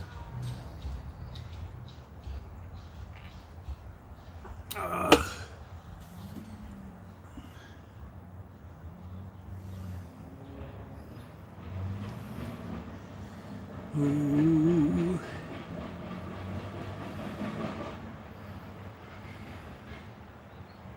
Yeah, it's a tough team, man. You tell Buffalo Bills, they're going to be there and deep in the playoffs, baby. They ain't no joke. They're very chill. They're very, very, very, very chill.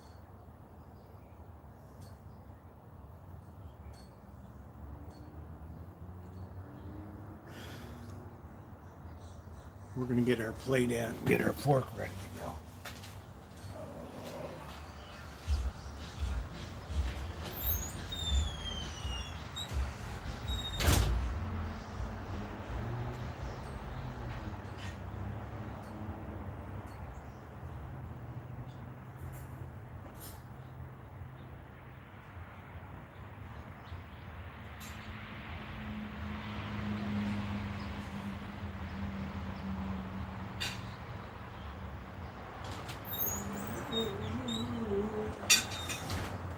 It's that time of year.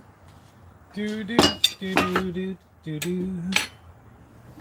Yeah, I love black cats. Are my favorite. They're so easygoing. White cats are the exact opposite. They're very high strung. Yeah.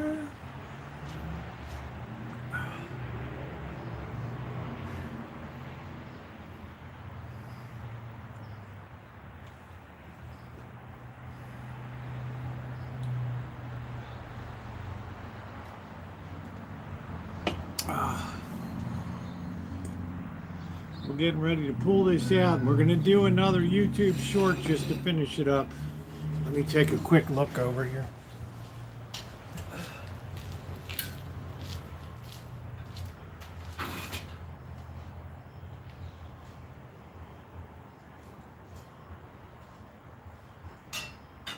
Puffed up beautifully.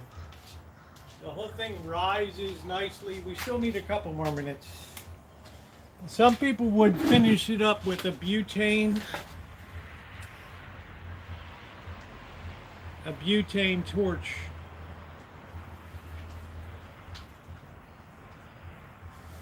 Yeah, but Maine Coons are like super docile.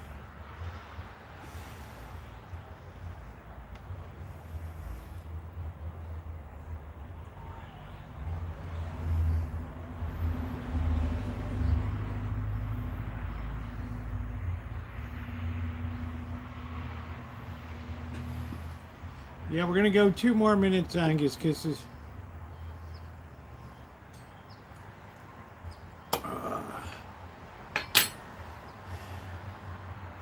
We want to make sure these babies have a little bit of brown. I mean, they look beautiful over there. They look absolutely beautiful. Now they'll tell you when they serve it. Okay, they'll tell you when they serve it to be careful because it's hot.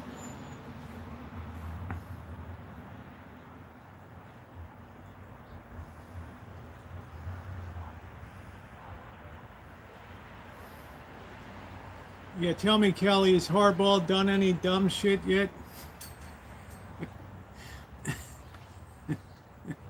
Like a snatched defeat from the jaws of victory. Nobody better than Coach Harbaugh.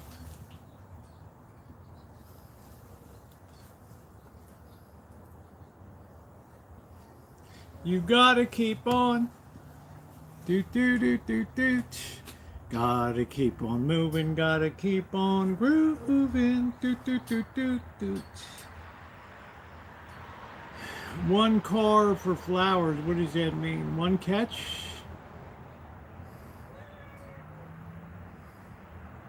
That's your favorite. That's your favorite, Zay Flowers. Yeah, that's it. So I mean, this is the kind of thing, Melody, that you want to put.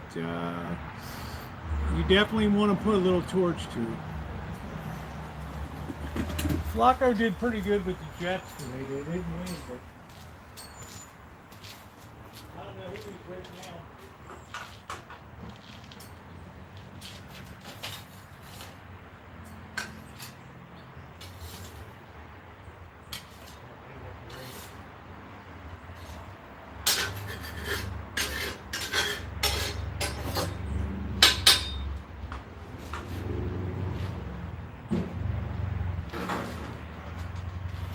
Look at how beautiful these babies look.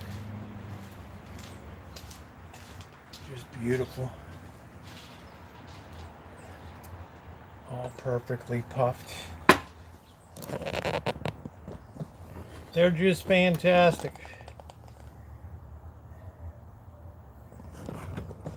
And all you would need is hit a little bit of paprika on that, and you got some fine dining. Let's put the lights on. This is what makes crabbing all worthwhile right here. Right here, folks. That's it. Right there. Right in shell.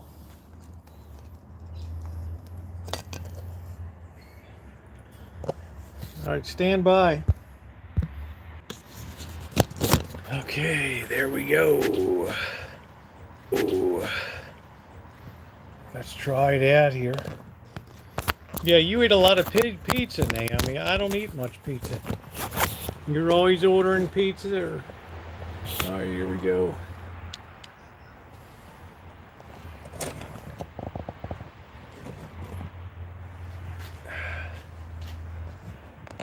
Yeah, I don't eat pizza or get chips or...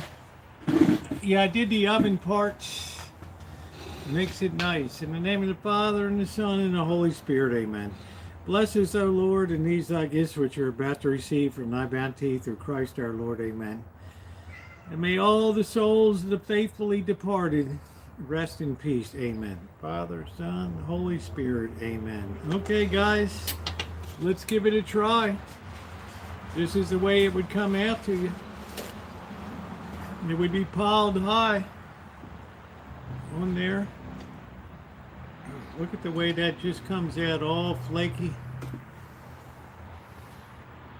steaming.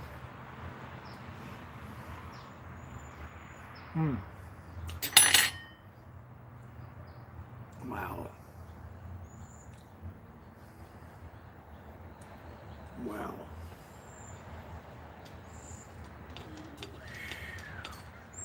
Man, that is good. Look at the way that just comes out in flakes.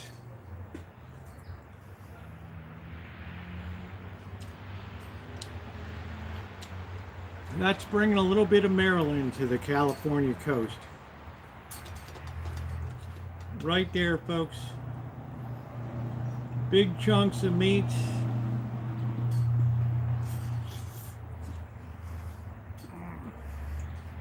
Shirley and Steve Phillips would be proud.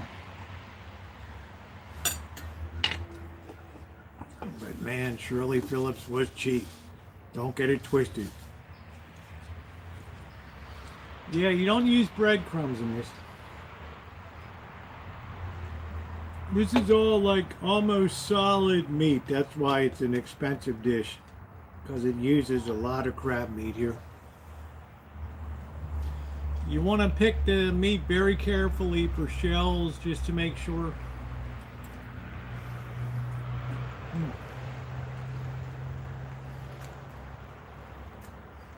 Well, that's out of sight.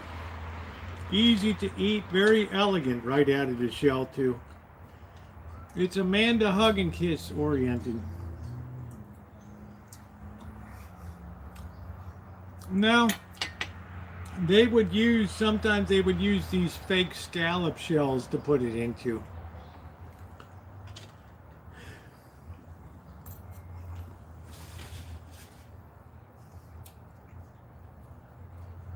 I'll tell you what, they put her in that operation, they made money. There ain't no doubt about it, Corky. She's the one that drove that company.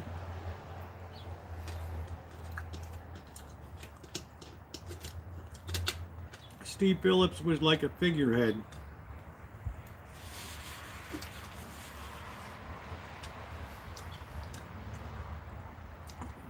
Tigers now first in what division? The Central? They're a good team. Yeah, the Orioles traded away their team. Yeah, I never liked the T.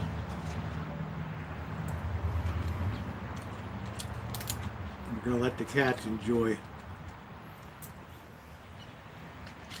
There you go. It did.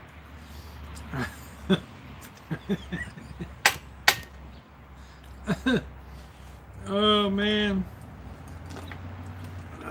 He was very preppy. Thank you, hanging with JD.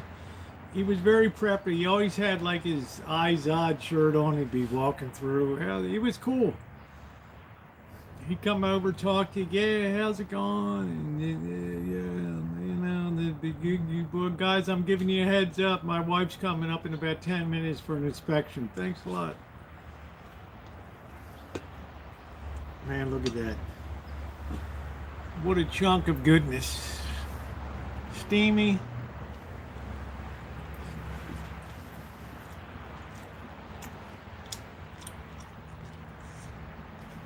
They're trying to figure out what it is. You carry the purse. Well, you know, some people have a lot of business acumen. They're just hard driving, and that's what Shirley Phillips was. And she told her husband, just you be the face of it, and I'm just going to run the show. And you know, it worked out pretty well.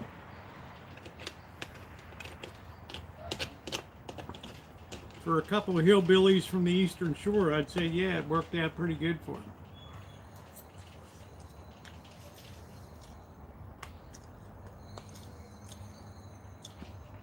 them. Delicious.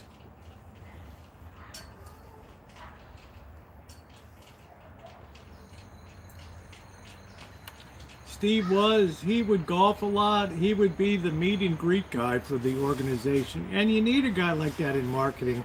He would be the guy that would play golf at Ocean Pines, yeah, or be out there at the Ocean Downs Harness Racetrack, you know, having a big dinner. He knew his place.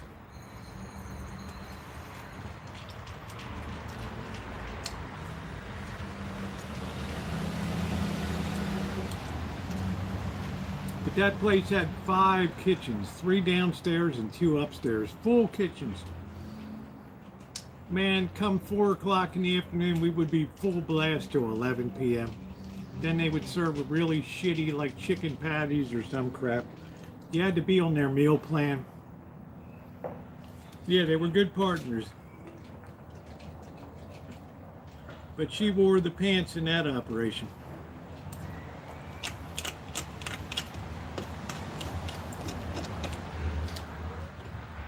Oh man, this is good. It's a bit rich, but it's good.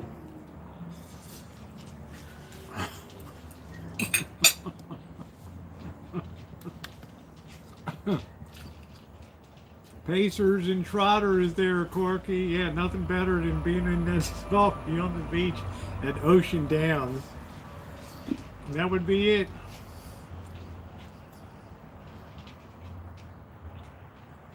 First on the surf, Ocean Downs,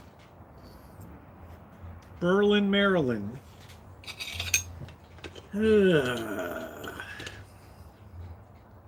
This really turned out beautifully. And we used every bit of that crab. Every bit of that crab. No, that was the state senator, Rosalie Silber Abrams. She had Silber's Bakery, her family, which was closed due to a rat infestation. They went to great pains to get the media there after they cleaned the place up. They had like cameras showing there's rats running all over the cakes and shit. It's Baltimore, right? And we're all laughing our asses off. And then they have the opening. You can see the video of Silber's Bakery reopening Baltimore. Oh. We cleaned everything. Oh, it's all... Health department just loves what we did. Within 2 months they were shut down. I'm sorry, folks. Once the rats are in there, it's over. You couldn't, you know, people in Baltimore aren't the smartest, they're not the dumbest.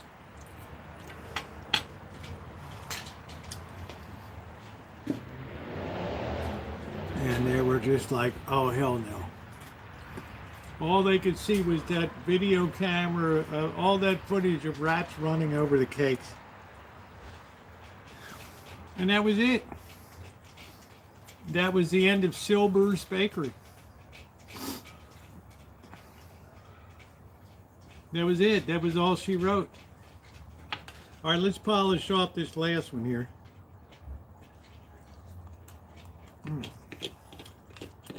Wow.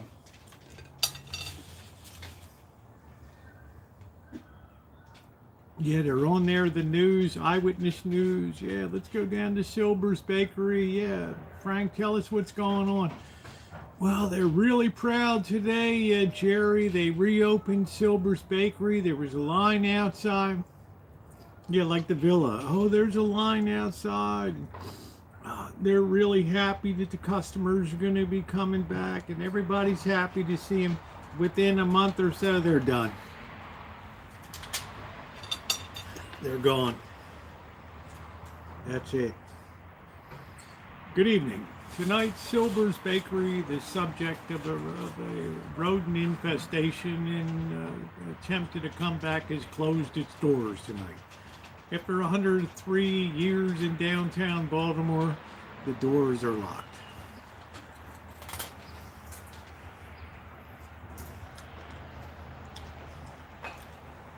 I mean, hell, they had visuals of the cats dancing, the rats dancing over cakes. Ooh.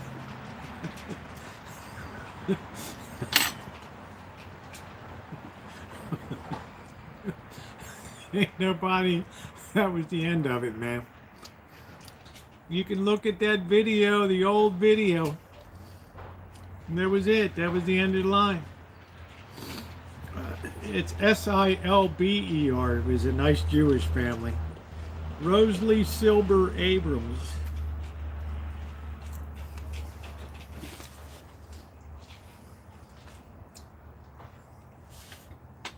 Here, let's see if that thing is on here.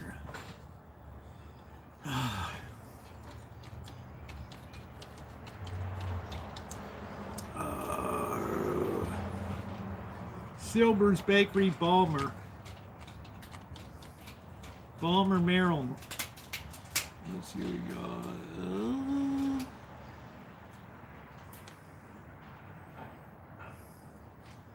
I don't know where maybe they took it down. I don't know. Oh yeah, there was. Yeah, Goldman's Kosher Bakery. I don't know what the hell that is.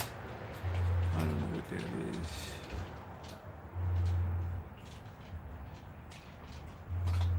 I don't know. Maybe it's gone.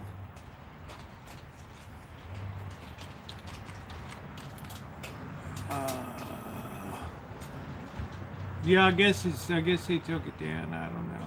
Yeah, I mean Silver's Bakery. That's what I mean, man.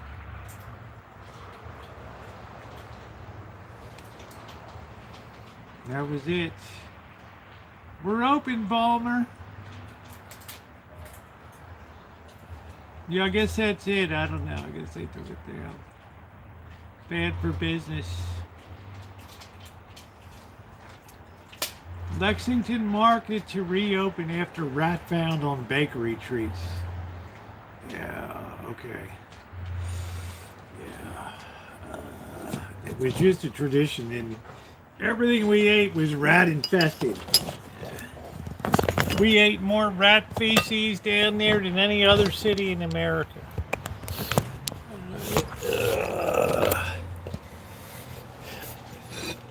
Let me tell you, brother.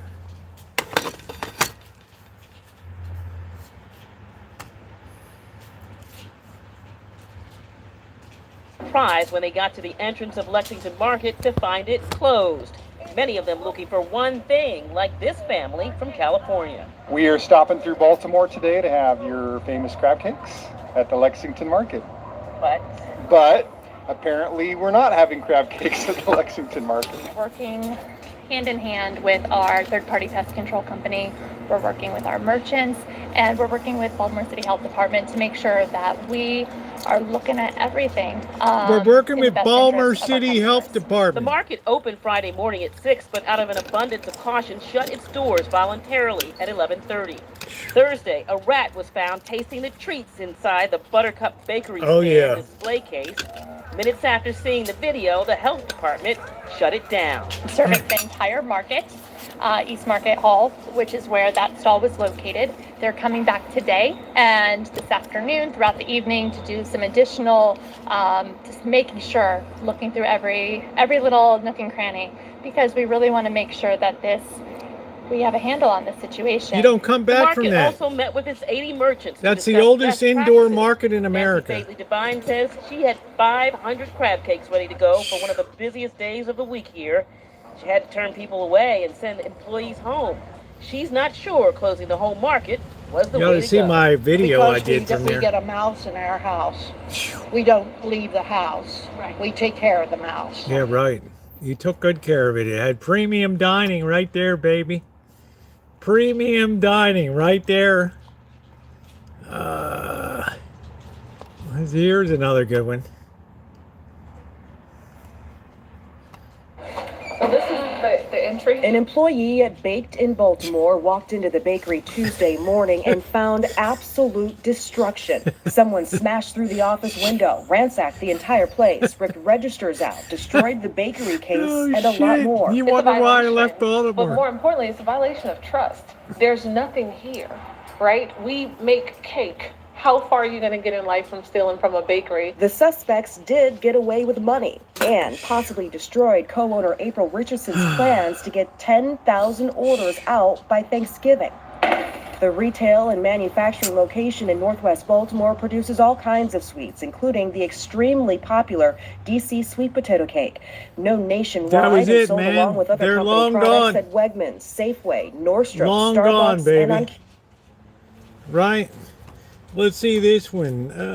Let's see. Baltimore car smashes into corner store.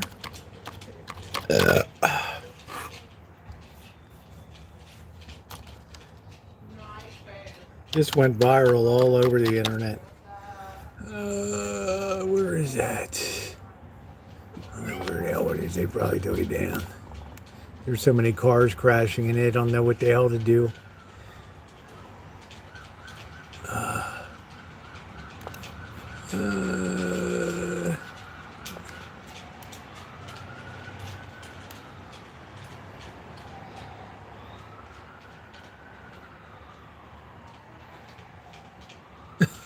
They just run right into your house. They don't give a shit, man.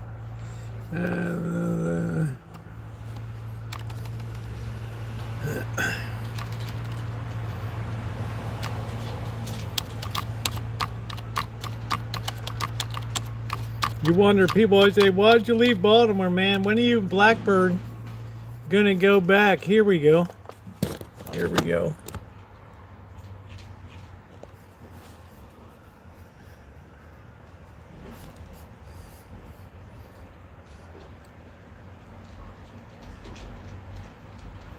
Knocked the damn building right down there. Shit neighborhood. The guy died somewhere in that car. I mean, holy crap.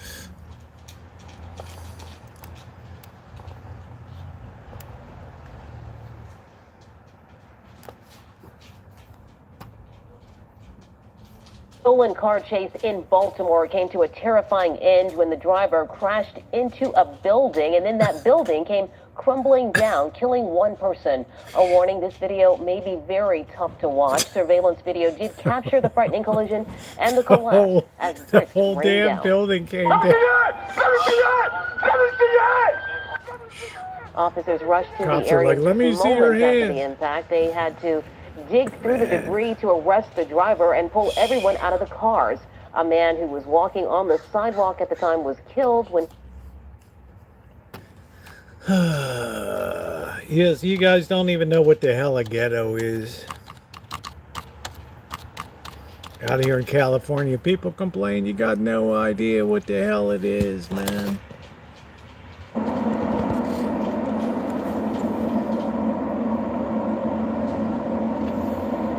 People say, why did you leave Baltimore, man?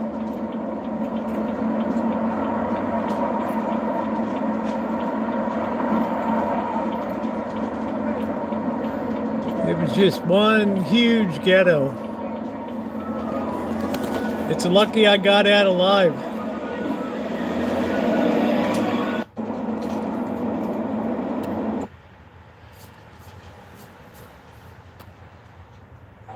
FBI. According to the FBI, we're here in Cherry Hill. This is one of the worst neighborhoods in Baltimore. If I'm going to tell you the good, I got to tell you the bad. This area, though, abuts Middle Branch Park, which is phenomenal along the Patapsco River, and right on the other side of the river is the Peninsula, a $1 billion project. So this area, it is poverty-stricken, lacks education, but they're dedicated to crime, baby. Dedicated to crime.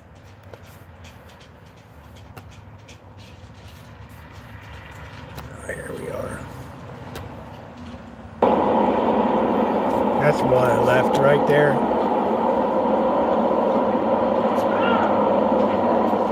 These people don't even know what the hell a ghetto is out here.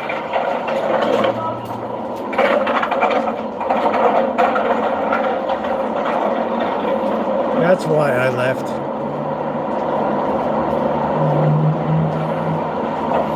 No, this is worse. I know exactly what street this guy's on.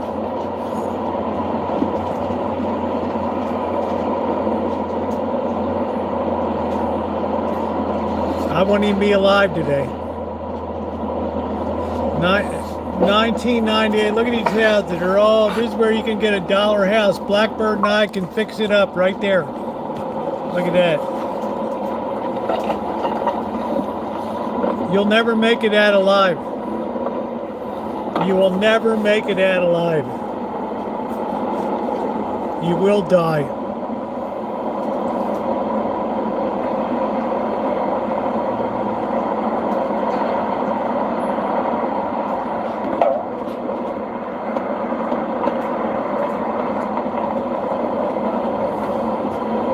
Can you imagine live streaming through here? you will be dead.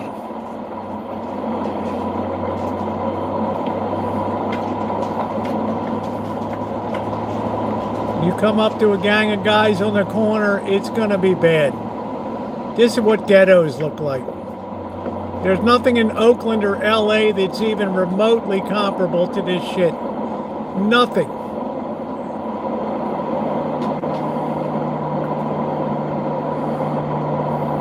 Yeah, you can get a house for $1.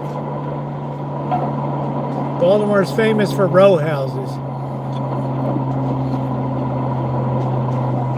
It's like a war zone. It's like a low-level nuclear bomb went off.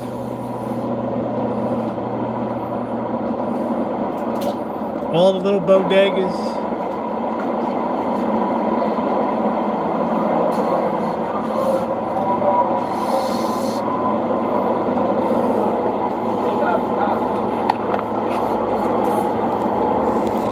You guys get the idea? That's why the hell I left. I ain't got a lot of money. Oh, here was the accident. Here's the accident they came up upon. This is worth seeing. Right here.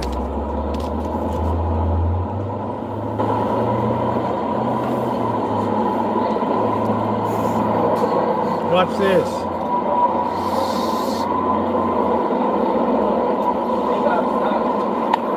People screaming at each other.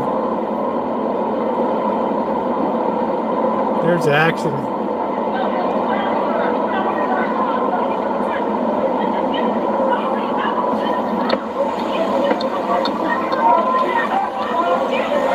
It's unsurvivable.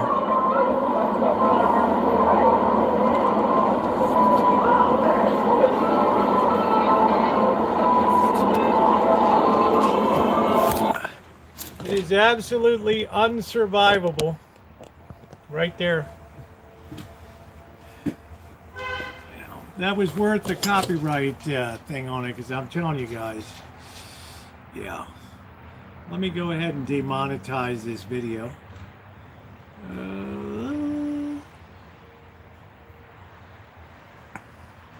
That's why when I came out west, literally, I thought I died and went to heaven when I got out of here. I couldn't believe it. I'd be like, well, what are people complaining about? Now, don't get me wrong. I'd be down in Oakland and during riots and other shit, but it was nothing even remotely like that. There's nothing on the whole West Coast that's even comparable to that stuff. Thank you, Supernova. Hey, Anno. You know, I got involved with, you know, numbers and rackets and shit in Little Italy. I just had to get the hell out. I had to get the hell out of there. You know, it's. You know, I ran an industrial supply building business, and there was always people trying to break in. And, the best part was the boarding house. I always tell Amanda Hug and Kiss, if you want to meet nice friends, go into a boarding house. It's amazing. I know it was. Hey, Jonathan, how are you? Jonathan, good to see you. So I love it out here. I mean, California is like paradise to me. Yeah, I'm happy. Oh, I played. Yeah, I played a lot of basketball. I was too short though, but I was a good point guard. I could set up a play and get a ball inbound on the paint and all that. So yeah. Now you know why I just said I said, you know what, I'm putting it in gear. I put it in the rear view mirror. I said, I saw the sign, Sacramento, 3,053 miles, and I headed west. That was it. Rancho's doing great. What's a boarding house? Are you kidding me? And you grew up in you know Charles Dickens, Glasgow? Hello? What, is this guy pulling my meat? No, Blackbird would, he'd be dead. He'd go try to do a drug deal and his brains would be splattered over a set of steps somewhere. they would take what money he had and everything, phone and everything, just leave him like a strip Thanksgiving buzzard on the side of the road. There's no way. There's no way. So I just, that gives you a taste. That gives you a taste. And I lived on Caroline Street. I grew up in a nicer area. We moved from place to place to place, but when I was on my own, that was right down in shit. Come on, Amanda Huggins. Because I think Blackbird and I should go buy a house down there and fix it up. No, I don't know, Melody. I'm just saying, one day I got tired of hearing Nancy Pelosi's family fighting in Little Italy, screaming and hollering on the street, South Exeter Street. I said, that's it. I packed up all my shit,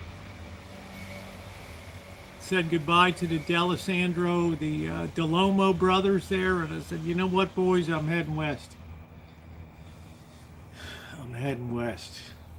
And Charlie DeLomo, he worked many years at Seagram's barrel facility there. And John DeLomo had a machine shop. He had a Greenland idea. Because I always have people say, why did you come west? I wanted to be as far away as possible. As far away as possible.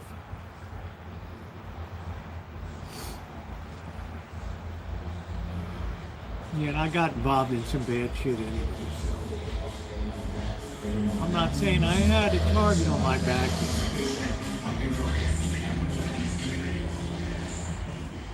Well, it depends. There are certain areas which are no-go, and there are certain areas with row houses that are fine. I mean, Baltimore is famous for its row houses. Miles and miles, hundreds of miles of row houses. But when you put people that close together, you're going to have somebody on the block. It's going to, it's at 98 degrees. It's hot as shit. People are sitting, no air conditioning. They're out on their porch, and somebody says something about somebody's wife or girlfriend, and it's on. It's on.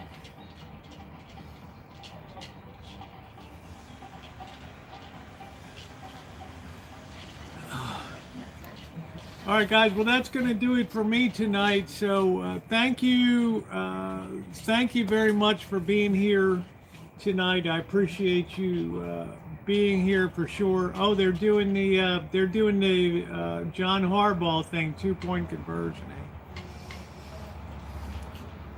So thank you, guys. Thank you to my moderators. What a wonderful night tonight. Thank you, everybody. Please hit the thumbs up. Thank you, Supernova. What a great thing. Happy birthday to Angus Kisses. Happy birthday to Monkey Boy. And happy birthday to the one and only Amanda Hug and Kiss. Amanda, I need a husband, hug and kiss. That's it. All right. Thumbs up are appreciated, everybody. Thank you.